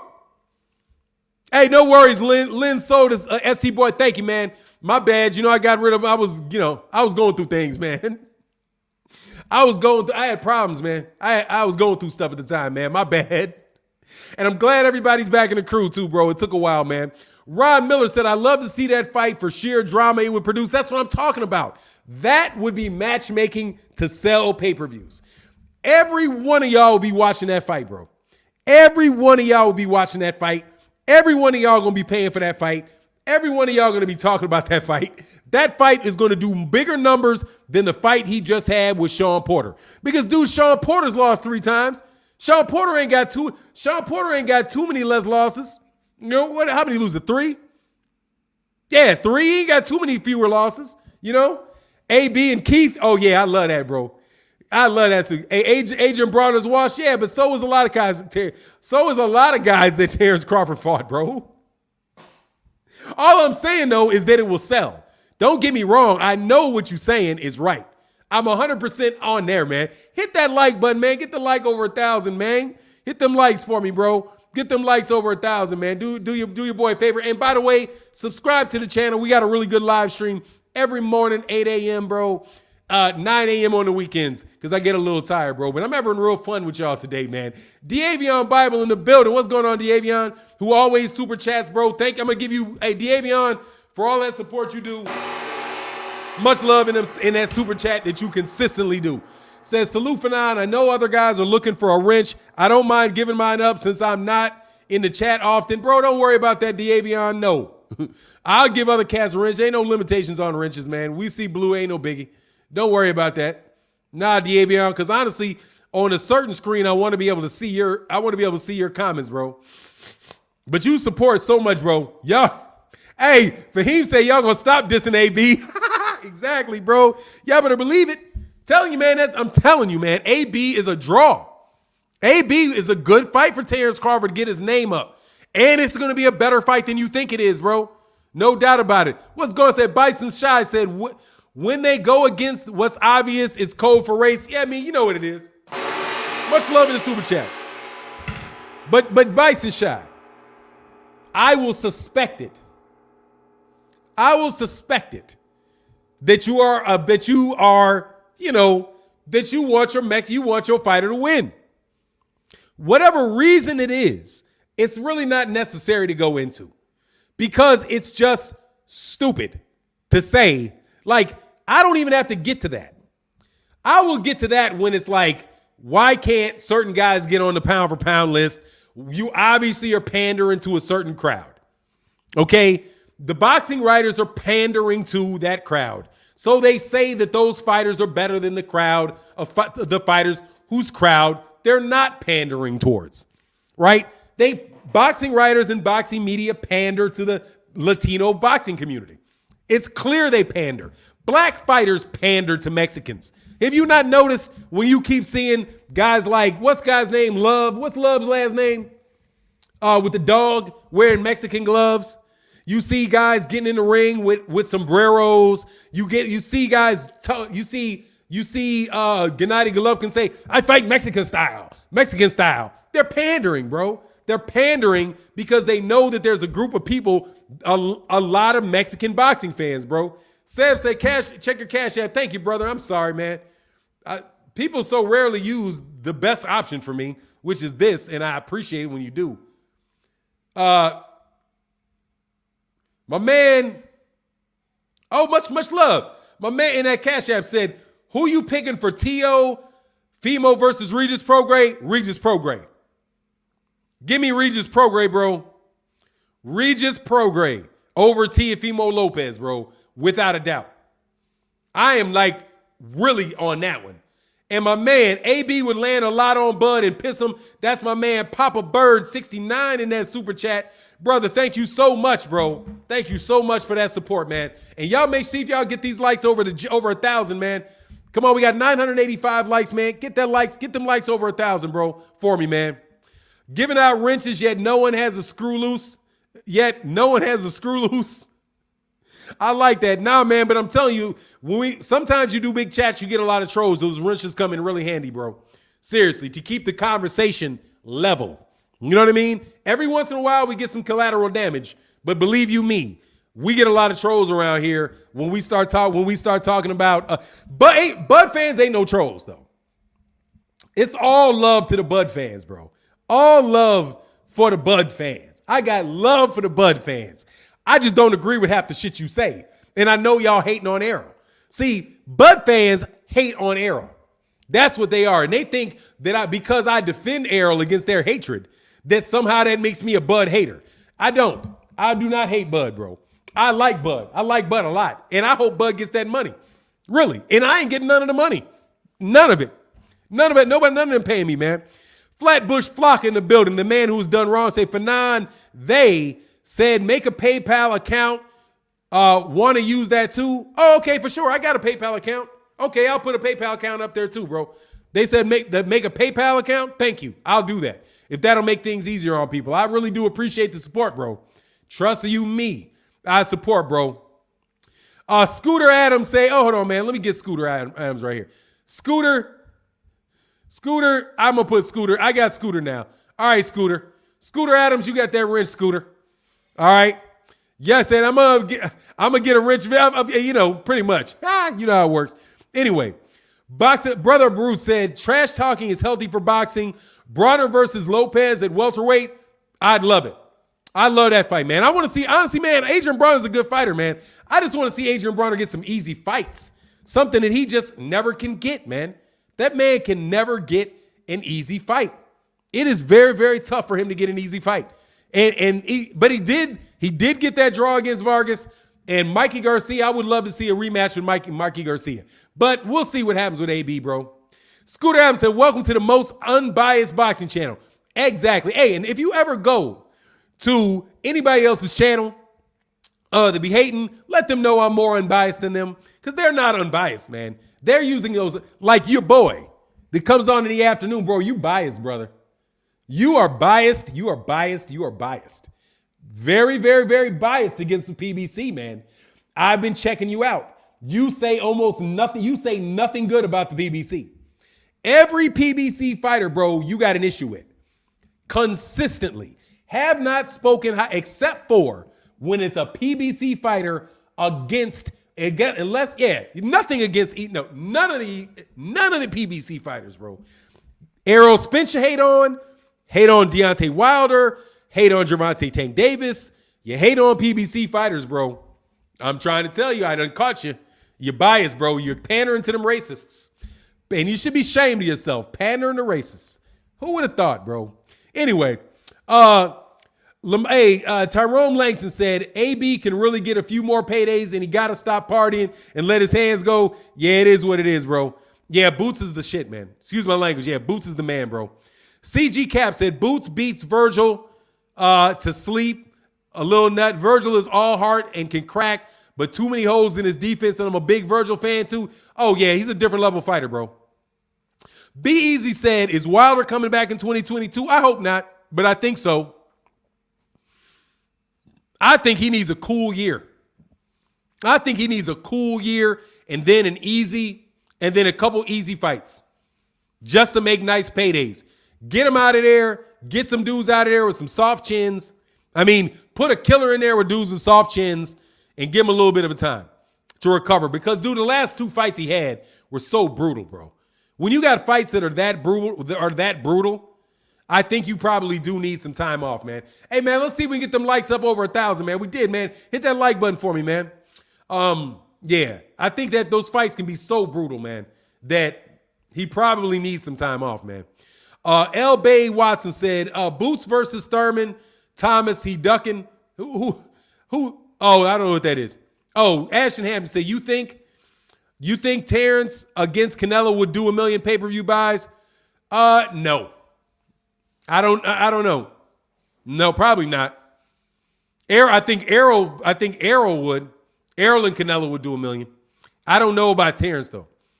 Just now, I think Terence needs a couple good pay-per-views, and again with an organization that knows how to promote him. I think that's all he needs. He needs somebody who knows how to promote him and will promote him to the right demographic. Terence Crawford needs to be promoted to black people, man. Just point blank, period. Terence Crawford needs to be promoted to black people. Almost exclusively. Because trust me, because he's that good a fighter, if he's promoted to black people exclusively, then black people are going to start buying him. I'm telling you. And when black people start buying him, you're going to get that crossover. And then you're going to see that fight build, because he will get promoted to his fan base, right? If he beat Errol Spence Jr., he's going to get his fan base. That's Errol's fan base. That's Gervonta Davis's fan base. That's Floyd Mayweather Jr.'s fan base. That's Deontay Wilder's fan base. You know? Black media hate on Crawford, y'all weird. Nobody hates on, man, whatever here, bro. I'm not media, so you can suck it. You know what you can do. Okay? Michael Kirkland, much love in that super chat, bro. You think Riley getting tanked next? I don't know, man. I don't know. Probably. That's a probably. If honestly, man, I think there's a good chance that boy going to jail. I think the chance is just as likely that Riley's going to go to jail as there is him fighting Tank next. Those are some really nasty allegations, bro, that they put on that guy. And nasty allegations that it is tough to get out of. When you got 6-7 women claiming that you did that, dude, that's tough to get around, bro. So, and it's a long. Hey, 202, goodbye, bro. Ain't nobody paying attention to you. Goodbye. Hey, 202, it was nice knowing you, bro. Goodbye. I don't think anybody said anything bad. Nobody has said anything bad about Terence Crawford today. Nobody said anything bad about Terence Crawford today at all. In fact, Terence Crawford's gotten a lot of credit today. A ton. I want to know why you Terence Crawford fanboys don't ever hear the good things that people say about him. It's like you're stuck on negative. It's literally the only thing that you hear. I have talked well about Terence Crawford this entire live stream. But you guys will never, ever, ever act like you hear it. Dude, people have been giving Terence Crawford nothing but pub this entire live stream. And you hear one thing about him. Oh, y'all hate on him. You black media hate on him. First of all, I'm not in the media. I'm not in the media. I am not the media. I am not writing news articles, homie. Okay? I'm not interviewing fighters. I'm not doing that. I'm not the media. I'm a boxing fan. And this is a boxing fan forum. Okay? That's what this channel is. A boxing fan forum with boxing fans. We are thousands of boxing fans. Not a media. This is not Ring Magazine, homie. I'm not Dougie Fisher. I'm not Dan Rayfield. Okay? I'm a boxing fan with a boxing fan forum on YouTube. Get it through your head, dumbass. Okay? Get it through your head, dumbass. And I guarantee you 99% of the people that come to this chat love Bud. It just so happens that about 80% of those like Errol Moore. Because it's the same fan base, dummy. Hey, say you don't have to, yeah, sometimes, man, I appreciate it. Sometimes I go along with it. We'll get back to boxing. But I just want to let you know. Hey, DC Debonair, much love in that super chat, brother. Thank you so much, man. Said, love the channel and community. God bless. Absolutely. Thank you very much for being part of the community. And thank you for joining this community. I'm not even going to say this channel, Phenom International Boxing, is a boxing community. And that's what we're doing, bro. That's all. Okay? Stop acting like I'm with the Boxing Writers Association of America and it's my job to push your fighter, because it's not. All right. Mr. De La Cruz said, Fernand, just regurgitating what they hear on YouTube on the biased channels they watch. Yeah, pretty much, bro. Like they just go, Fernand. And they're boxing fans arguing about it what another boxing fan has to say and posing as media. Anyway, most of them dudes don't even say they're media either. Sean Lewis said, good morning, good morning, brother. I would agree with you. I saw a better Tank Davis, and he showed great boxing skill, saying that he hurt his hand, but props go to Isak. Peace and blessings. Absolutely, Sean. Thank you very much, and I agree with that 100%, man. I agree with that 100%. Isak Cruz is a good fighter, bro. He's not a bum. And I'm very glad that people came to the chat. Oh, my God. He said, who can talk about Crawford worse than Bob? Nobody. Nobody can do him worse than Bob Arum. Honestly, who can do him worse than the Boxing Writers Association of America?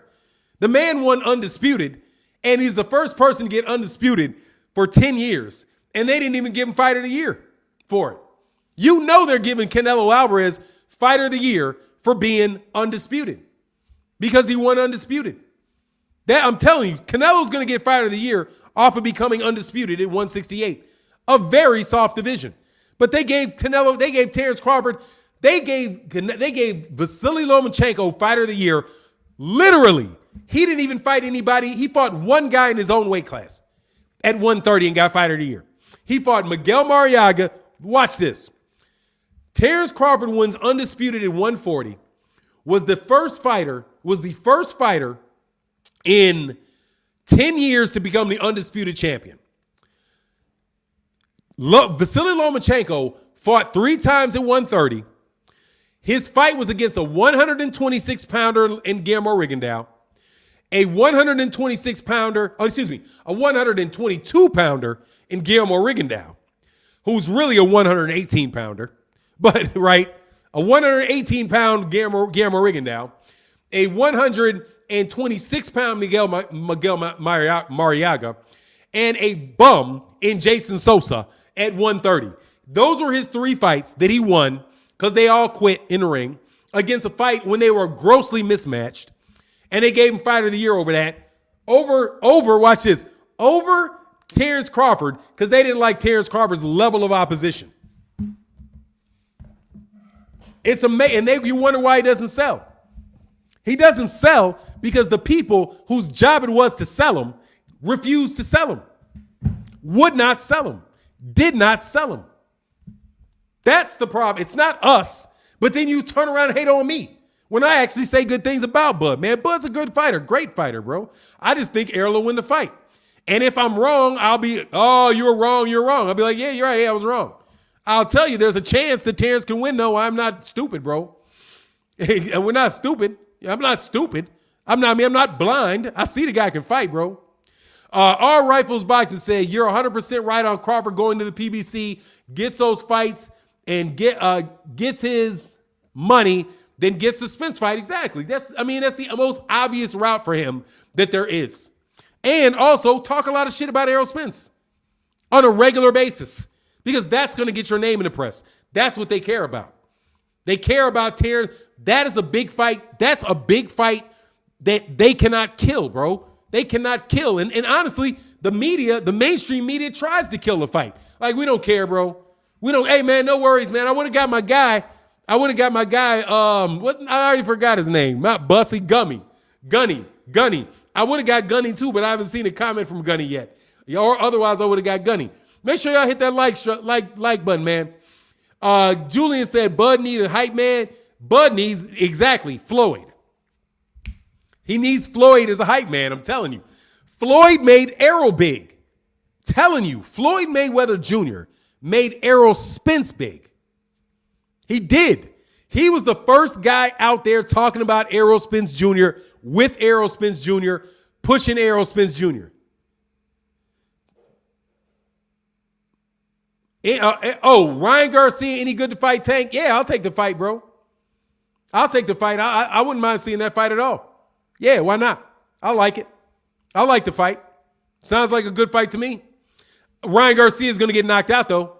Just to let you know. Just so you know. You know what I'm saying? Just so you know, Ryan Garcia is going to go to sleep in that fight. With that chin sitting up there like that, bro, and he's not hitting Tank. That left hook, that the only shot that he has at that win, that left hook is not landing, bro. He got a hellified left hook. That left hook is not landing, homie. And he's getting in the center. He's going to touch that chin, bro. Trust me. He's going to hit that right. He's going to touch Ryan Garcia, bro. Floyd and Bomac would be good. Absolutely, bro. It's very obvious. It's very, very obvious that that's what he needs. He needs to be with an organization, number one, that believes in him. Gervonta Davis would not be selling out Staples Centers if the PBC did not believe in him. If Showtime did not believe in him, if Floyd Mayweather Jr. didn't believe in him, there's no way we'd be doing those numbers. No way. If Showtime had not believed in Floyd Mayweather wouldn't have done those numbers. You have to have somebody, your team has to believe in you. Your team has to want the best for you. And whether or not Bud thought about it or not, Bob Arum was a member of his team. He was his promoter. He's a member of his team. And his promoter didn't believe in him and has never believed in him. So he never went all the way in with him. He never fully committed to Terence Crawford. If Bob Arum would have totally committed to him, the numbers would have been better because Bob Arum has the ability to get behind a fighter and grow a fighter. But if he says, if he'd rather grow Navrati, he'd rather grow Lomachenko, he'd rather grow Josh Taylor and Tyson Fury, and you know what I mean? All of those got Manny Pacquiao, right? If he believes in them more and he puts more resources towards them, then Bud is not going to grow. The same way that Bob Arum did not believe in Floyd Mayweather. Bob Arum not believing in Floyd Mayweather is the reason Floyd Mayweather Jr. did not grow. And it's that simple. Bud can fight. There's nothing you can see in that ring that says Bud is nowhere near a boring fighter at all. He's not a cautious fighter. He's a fighter that has everything that you want in the ring. He's mean. He goes for the knockout. He's going to win on a consistent basis because if he needs to, if Bud Crawford hurt his hand, broke his hand in a fight, Bud could outbox you for 6-7 rounds with a broken hand. I'm completely convinced he's that level of fighter. But the problem is they don't believe in him. And if they don't, he's got a chin. If they don't believe in you, they're not going to push you out there and then they're going to blame you. Like, cause come on, man. Bob Arum couldn't sell Floyd Mayweather. And Floyd Mayweather was clearly the best because, dude, you had to be here for it. After that Jose Luis Castillo fight, really, for me, after he fought Diego Corrales, I was like, this is the best fighter in boxing. I don't care what you say, because they were trying to say that who are the guys they were saying were the top fighters? It was Roy Jones Jr., it was Oscar De La Hoya, right? So for me, I thought he was the best fighter in boxing after he beat Diego Corrales. For me. Because I was like, oh, ain't nobody beating this dude. This dude is sick. Because I'm telling you, Diego Corrales was favored to beat Floyd Mayweather Jr. That's when I started having problems with Dougie Fisher. Respect to Dougie Fisher. Because I was a big Dougie Fisher fan. Still am a fan of Dougie Fisher. I like Dougie Fisher. But Dougie Fisher was really big on Diego Corrales. And I was thinking to myself, and he didn't give Floyd any credit after the win. So I was like, man, come on, Dougie. You know full, because I was in the Max Boxing was my spot. I was like, come on, man. That guy's a better fighter than Diego Corrales. He beat Diego Corrales from pillar to post. But Diego Corrales was the guy the media was pushing. So I was like, nah, from right then I knew, nah, they're covering up Floyd Mayweather. And then Floyd started trying to call out Oscar De La Hoya, right? Started calling out Oscar De La Hoya. Hold on one second, man. My man, Rashid Weeks in that super chat, bro. Thank you so much, man. Thank you so much. He said DAZN was biased in their commentating for JoJo. You thought so? I didn't really listen to him too much. I didn't really listen to him too much. I thought that they were being fair. I thought that they were fair. I mean, I don't know how much you could be, but I didn't really see that. I didn't see it. I didn't see that they were. But, I don't know. I wouldn't be surprised if they were. For JoJo, they were. I didn't hear it. Hey, Finale says Superboss. Okay, I didn't hear it, man. Say, how can anyone look? Hold on, where'd they go? Damn, how can anyone look at a prime Floyd and have the eyeball test fail him? You'd have to be an idiot. Kevin Faulkner, I'm telling you, they will flat out tell you they don't care about an eyeball test.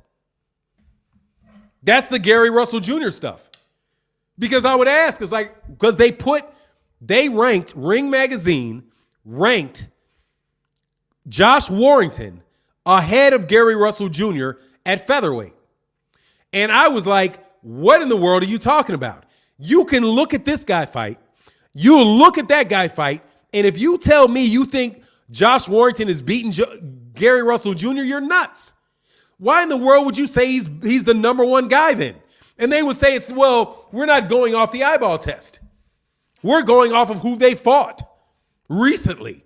I'm telling you, it'll change. Their metric for who they think is good depends on who the fighter is. I'm telling you, Alexander Usyk is not a power puncher, right? He's ranked highly because of how good a boxer he is. Gervonta Davis just showed how good a boxer he is, so they're gonna crap on him because he didn't knock a guy out. They move the goalposts because they support certain fighters. But that, I'm telling you, that's what that media's job is. Their job is to sell fighters for promoters. Otherwise, they're not going to get access to those fighters. A fighter, they will tell you in a heartbeat, bro, I'm not talking to you because you're not pro top rank. If you're not pro top rank, why am I going to give you any press? Give you an opportunity to talk bad about me. You know what I mean?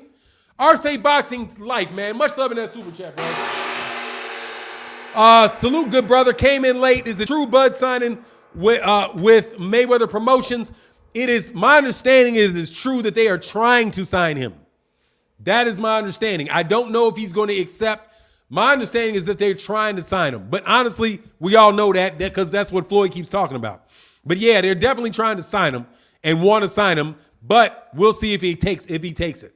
I don't know if he'll take it. But he has not signed yet that I know of. You know what I mean? Flacco flexing. What do you say? Flacco flexing on people with them wrenches. Hey, man, gotta save him, bro. Where's Adrian? Working out. Trying to get them paychecks, bro.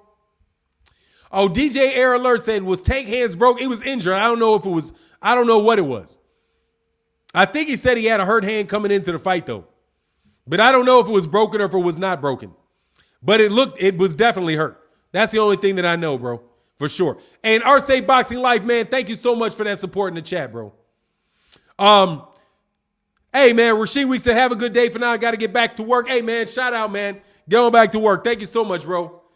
Hey, 3P said, check his IG story. Who was that? IG3. What are you talking about? I'll go back, bro. I don't know what you're talking about. Check whose IG story? I got to learn how to check IG stories, bro. PBC is Floyd's also? Yeah, it is, without a doubt. Oh, Tank hand is broken? Oh, Tank's IG. Okay. Yeah, I don't doubt that it was broken. He literally did not use his hand. You knew something was going on, bro. You know what I mean? Oh, Fanon, do you like Robert Easter Jr. as a fighter? I like him a lot. As a person, not so much. You know what I mean? He ain't my cup of tea as a person. You got it, dude, but, not my cup of tea. But as a fighter, I like him a lot. Very, very exciting fighter. A good fighter. Definitely a very good fighter. And a fighter I would love to see. You know what I'd like to see? I'd love to see Teofimo Lopez fight Robert Easter Jr. Would love to see that fight, bro. He's talking about Tank's story. Okay, that's what's up. I have no idea how to get your stories. No idea on Instagram. I keep pressing buttons on Instagram like, where are these stories? I can't ever get it on my phone. Like, I don't understand how to get to stories on my phone. He said G-code. So that's for G-code. Yeah, Copper Aboriginal said Robert Easter needs better social skills. Yeah, man. That's where I am with Robert Easter Jr. He needs better social skills. Hey, y'all, man, get these likes over 1,000 and whatever they are, man. I can't even see the count no more. But hit that like button, bro. Thank y'all for getting them likes over 1,000, man. Lawrence Johnson said, where does Canelo go if the cruiserweight has a mandatory? To another bum, to a bum. They're going to get rid of that. They just got to pay up Bob Arum. I mean, they just got to pay Don King. They got to pay Don King, bro. Say, oh, you have to click his profile pic? Is that what it is? You gotta click the profile pic? Man, I got an Instagram channel. And are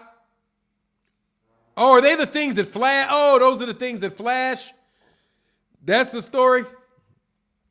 Oh, okay, I get it. That's what you mean by story. Okay, cool. I'll do that, bro.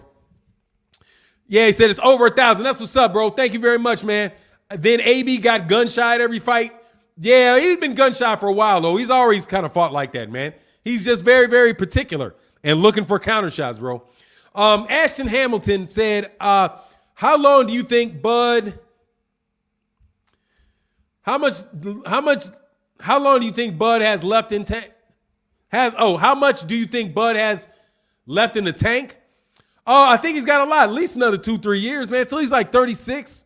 You know, somewhere like that, man. He should be able to fight till he's 36. He's not taking a lot of punishment. Taking very little punishment, actually. You know, it's just wear and tear on. It's just a little, just a little wear and tear on him. But I think he can go for real, man. Canelo today is a completely different weight from a prime Floyd. Yeah, man. But dude, I thought Floyd is wild though, man. And anybody, dude. Hey, listen. By the way, man, if you're listening, guy, Floyd can say whatever Floyd wants to say. Floyd can say whatever Floyd wants to say about Canelo Alvarez.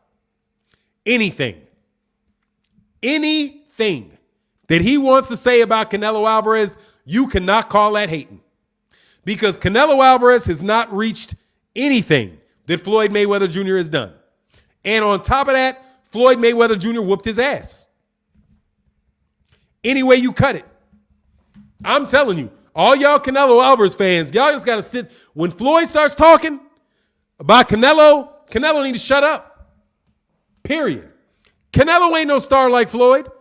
He don't sell like Floyd sells. He's not as good a fighter as Floyd. Half of y'all wouldn't know who Canelo Alvarez was if it wasn't for Floyd. Period. So Floyd can say whatever he want to do about a guy who he did bigger numbers than and whose ass he whooped. If Floyd want to jump out there and say, man, y'all can talk about all he wants. He was easy money. He can look at y'all and be, yo, no. He's a different fighter now. No. When they stepped in that ring,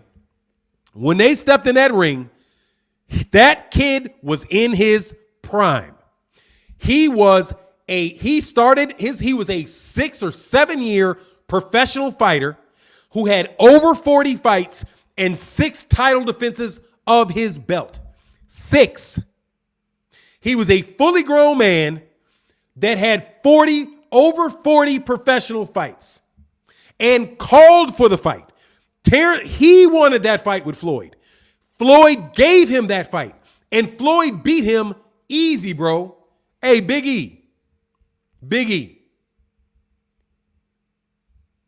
Are you talking to me?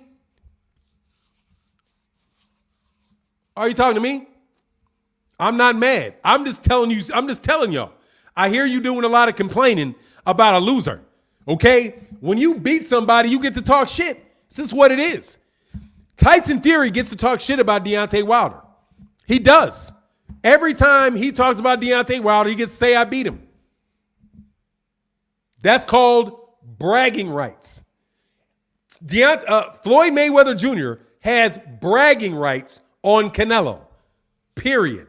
He can do that because of what he did. He beat that man in a boxing ring. He has bragging rights. And he said the kid was an easy fight. Not a difficult fight, an easy fight. And guess what it was for him? It was an easy fight. So you can't say that man is hating. He's telling you the truth. There ain't no hating. If anybody's hating, it'd be Canelo saying anything about Floyd. Because he's the guy that lost. Isn't he? Isn't he? Floyd's the one making $100 million a fight. Canelo ain't making $100 million a fight. Canelo making $30, $40 million a fight. Dude, Floyd would not fight somebody for that money. Wouldn't. Not a real fight. Not when he became the true face of boxing. Not the naming him the face of boxing. The true face of boxing. Floyd Mayweather Jr. was the number one guy without a doubt. And guess what? He fought the number one. He fought the number two guy. He fought Manny Pacquiao. He didn't have to fight Manny Pacquiao. He did fight Manny Pacquiao, though. He didn't have to fight Canelo. He did fight Canelo, though. He did fight these guys. Oh, he did fight Juan Manuel Marquez. He didn't have to fight Juan Manuel Marquez. He did fight Juan Manuel Marquez. And Juan Manuel Marquez was the guy that had knocked out Manny Pacquiao. Seriously, bro. Get that man his credit, bro. Canelo Canelo knocks out Floyd. Yeah, okay. Too bad, too sad, Big E. Floyd beat that dude, and he beat him easily. Easily. Wasn't a difficult fight for that man. It was an easy win, bro. Floyd gets to say what Floyd wants to say about that man. And if y'all say anything different, bro, y'all just sore losers. Y'all are sore losers that need to sit on that L. And that is just true. When Canelo Alvarez beat David Benavidez, when he beat Caleb Plant got to shut up. You got whooped. You got to shut up. It is what it is. That man got bragging rights. You got to shut up. It is what it is. Canelo got whooped. Got to shut up. You know what I'm saying? Got to shut up. And you guys can't defend him because that ass whooping ain't going nowhere. But anyway, look, everybody, much love in the chat. Everybody in the super chat. Oh, my man, Renee, I almost missed that, said, Danny Garcia versus Boots Ennis. Boots Ennis, man. Boots. Boots by a runaway. Boots in a one-sided fight. Boots in a one-sided runaway fight, bro. Not a competitive fight, in my opinion. But anyway, much love in the super chat. Much love to everybody in the chat. I'm going to check you guys out tomorrow. And with that, I'm out. Deuces.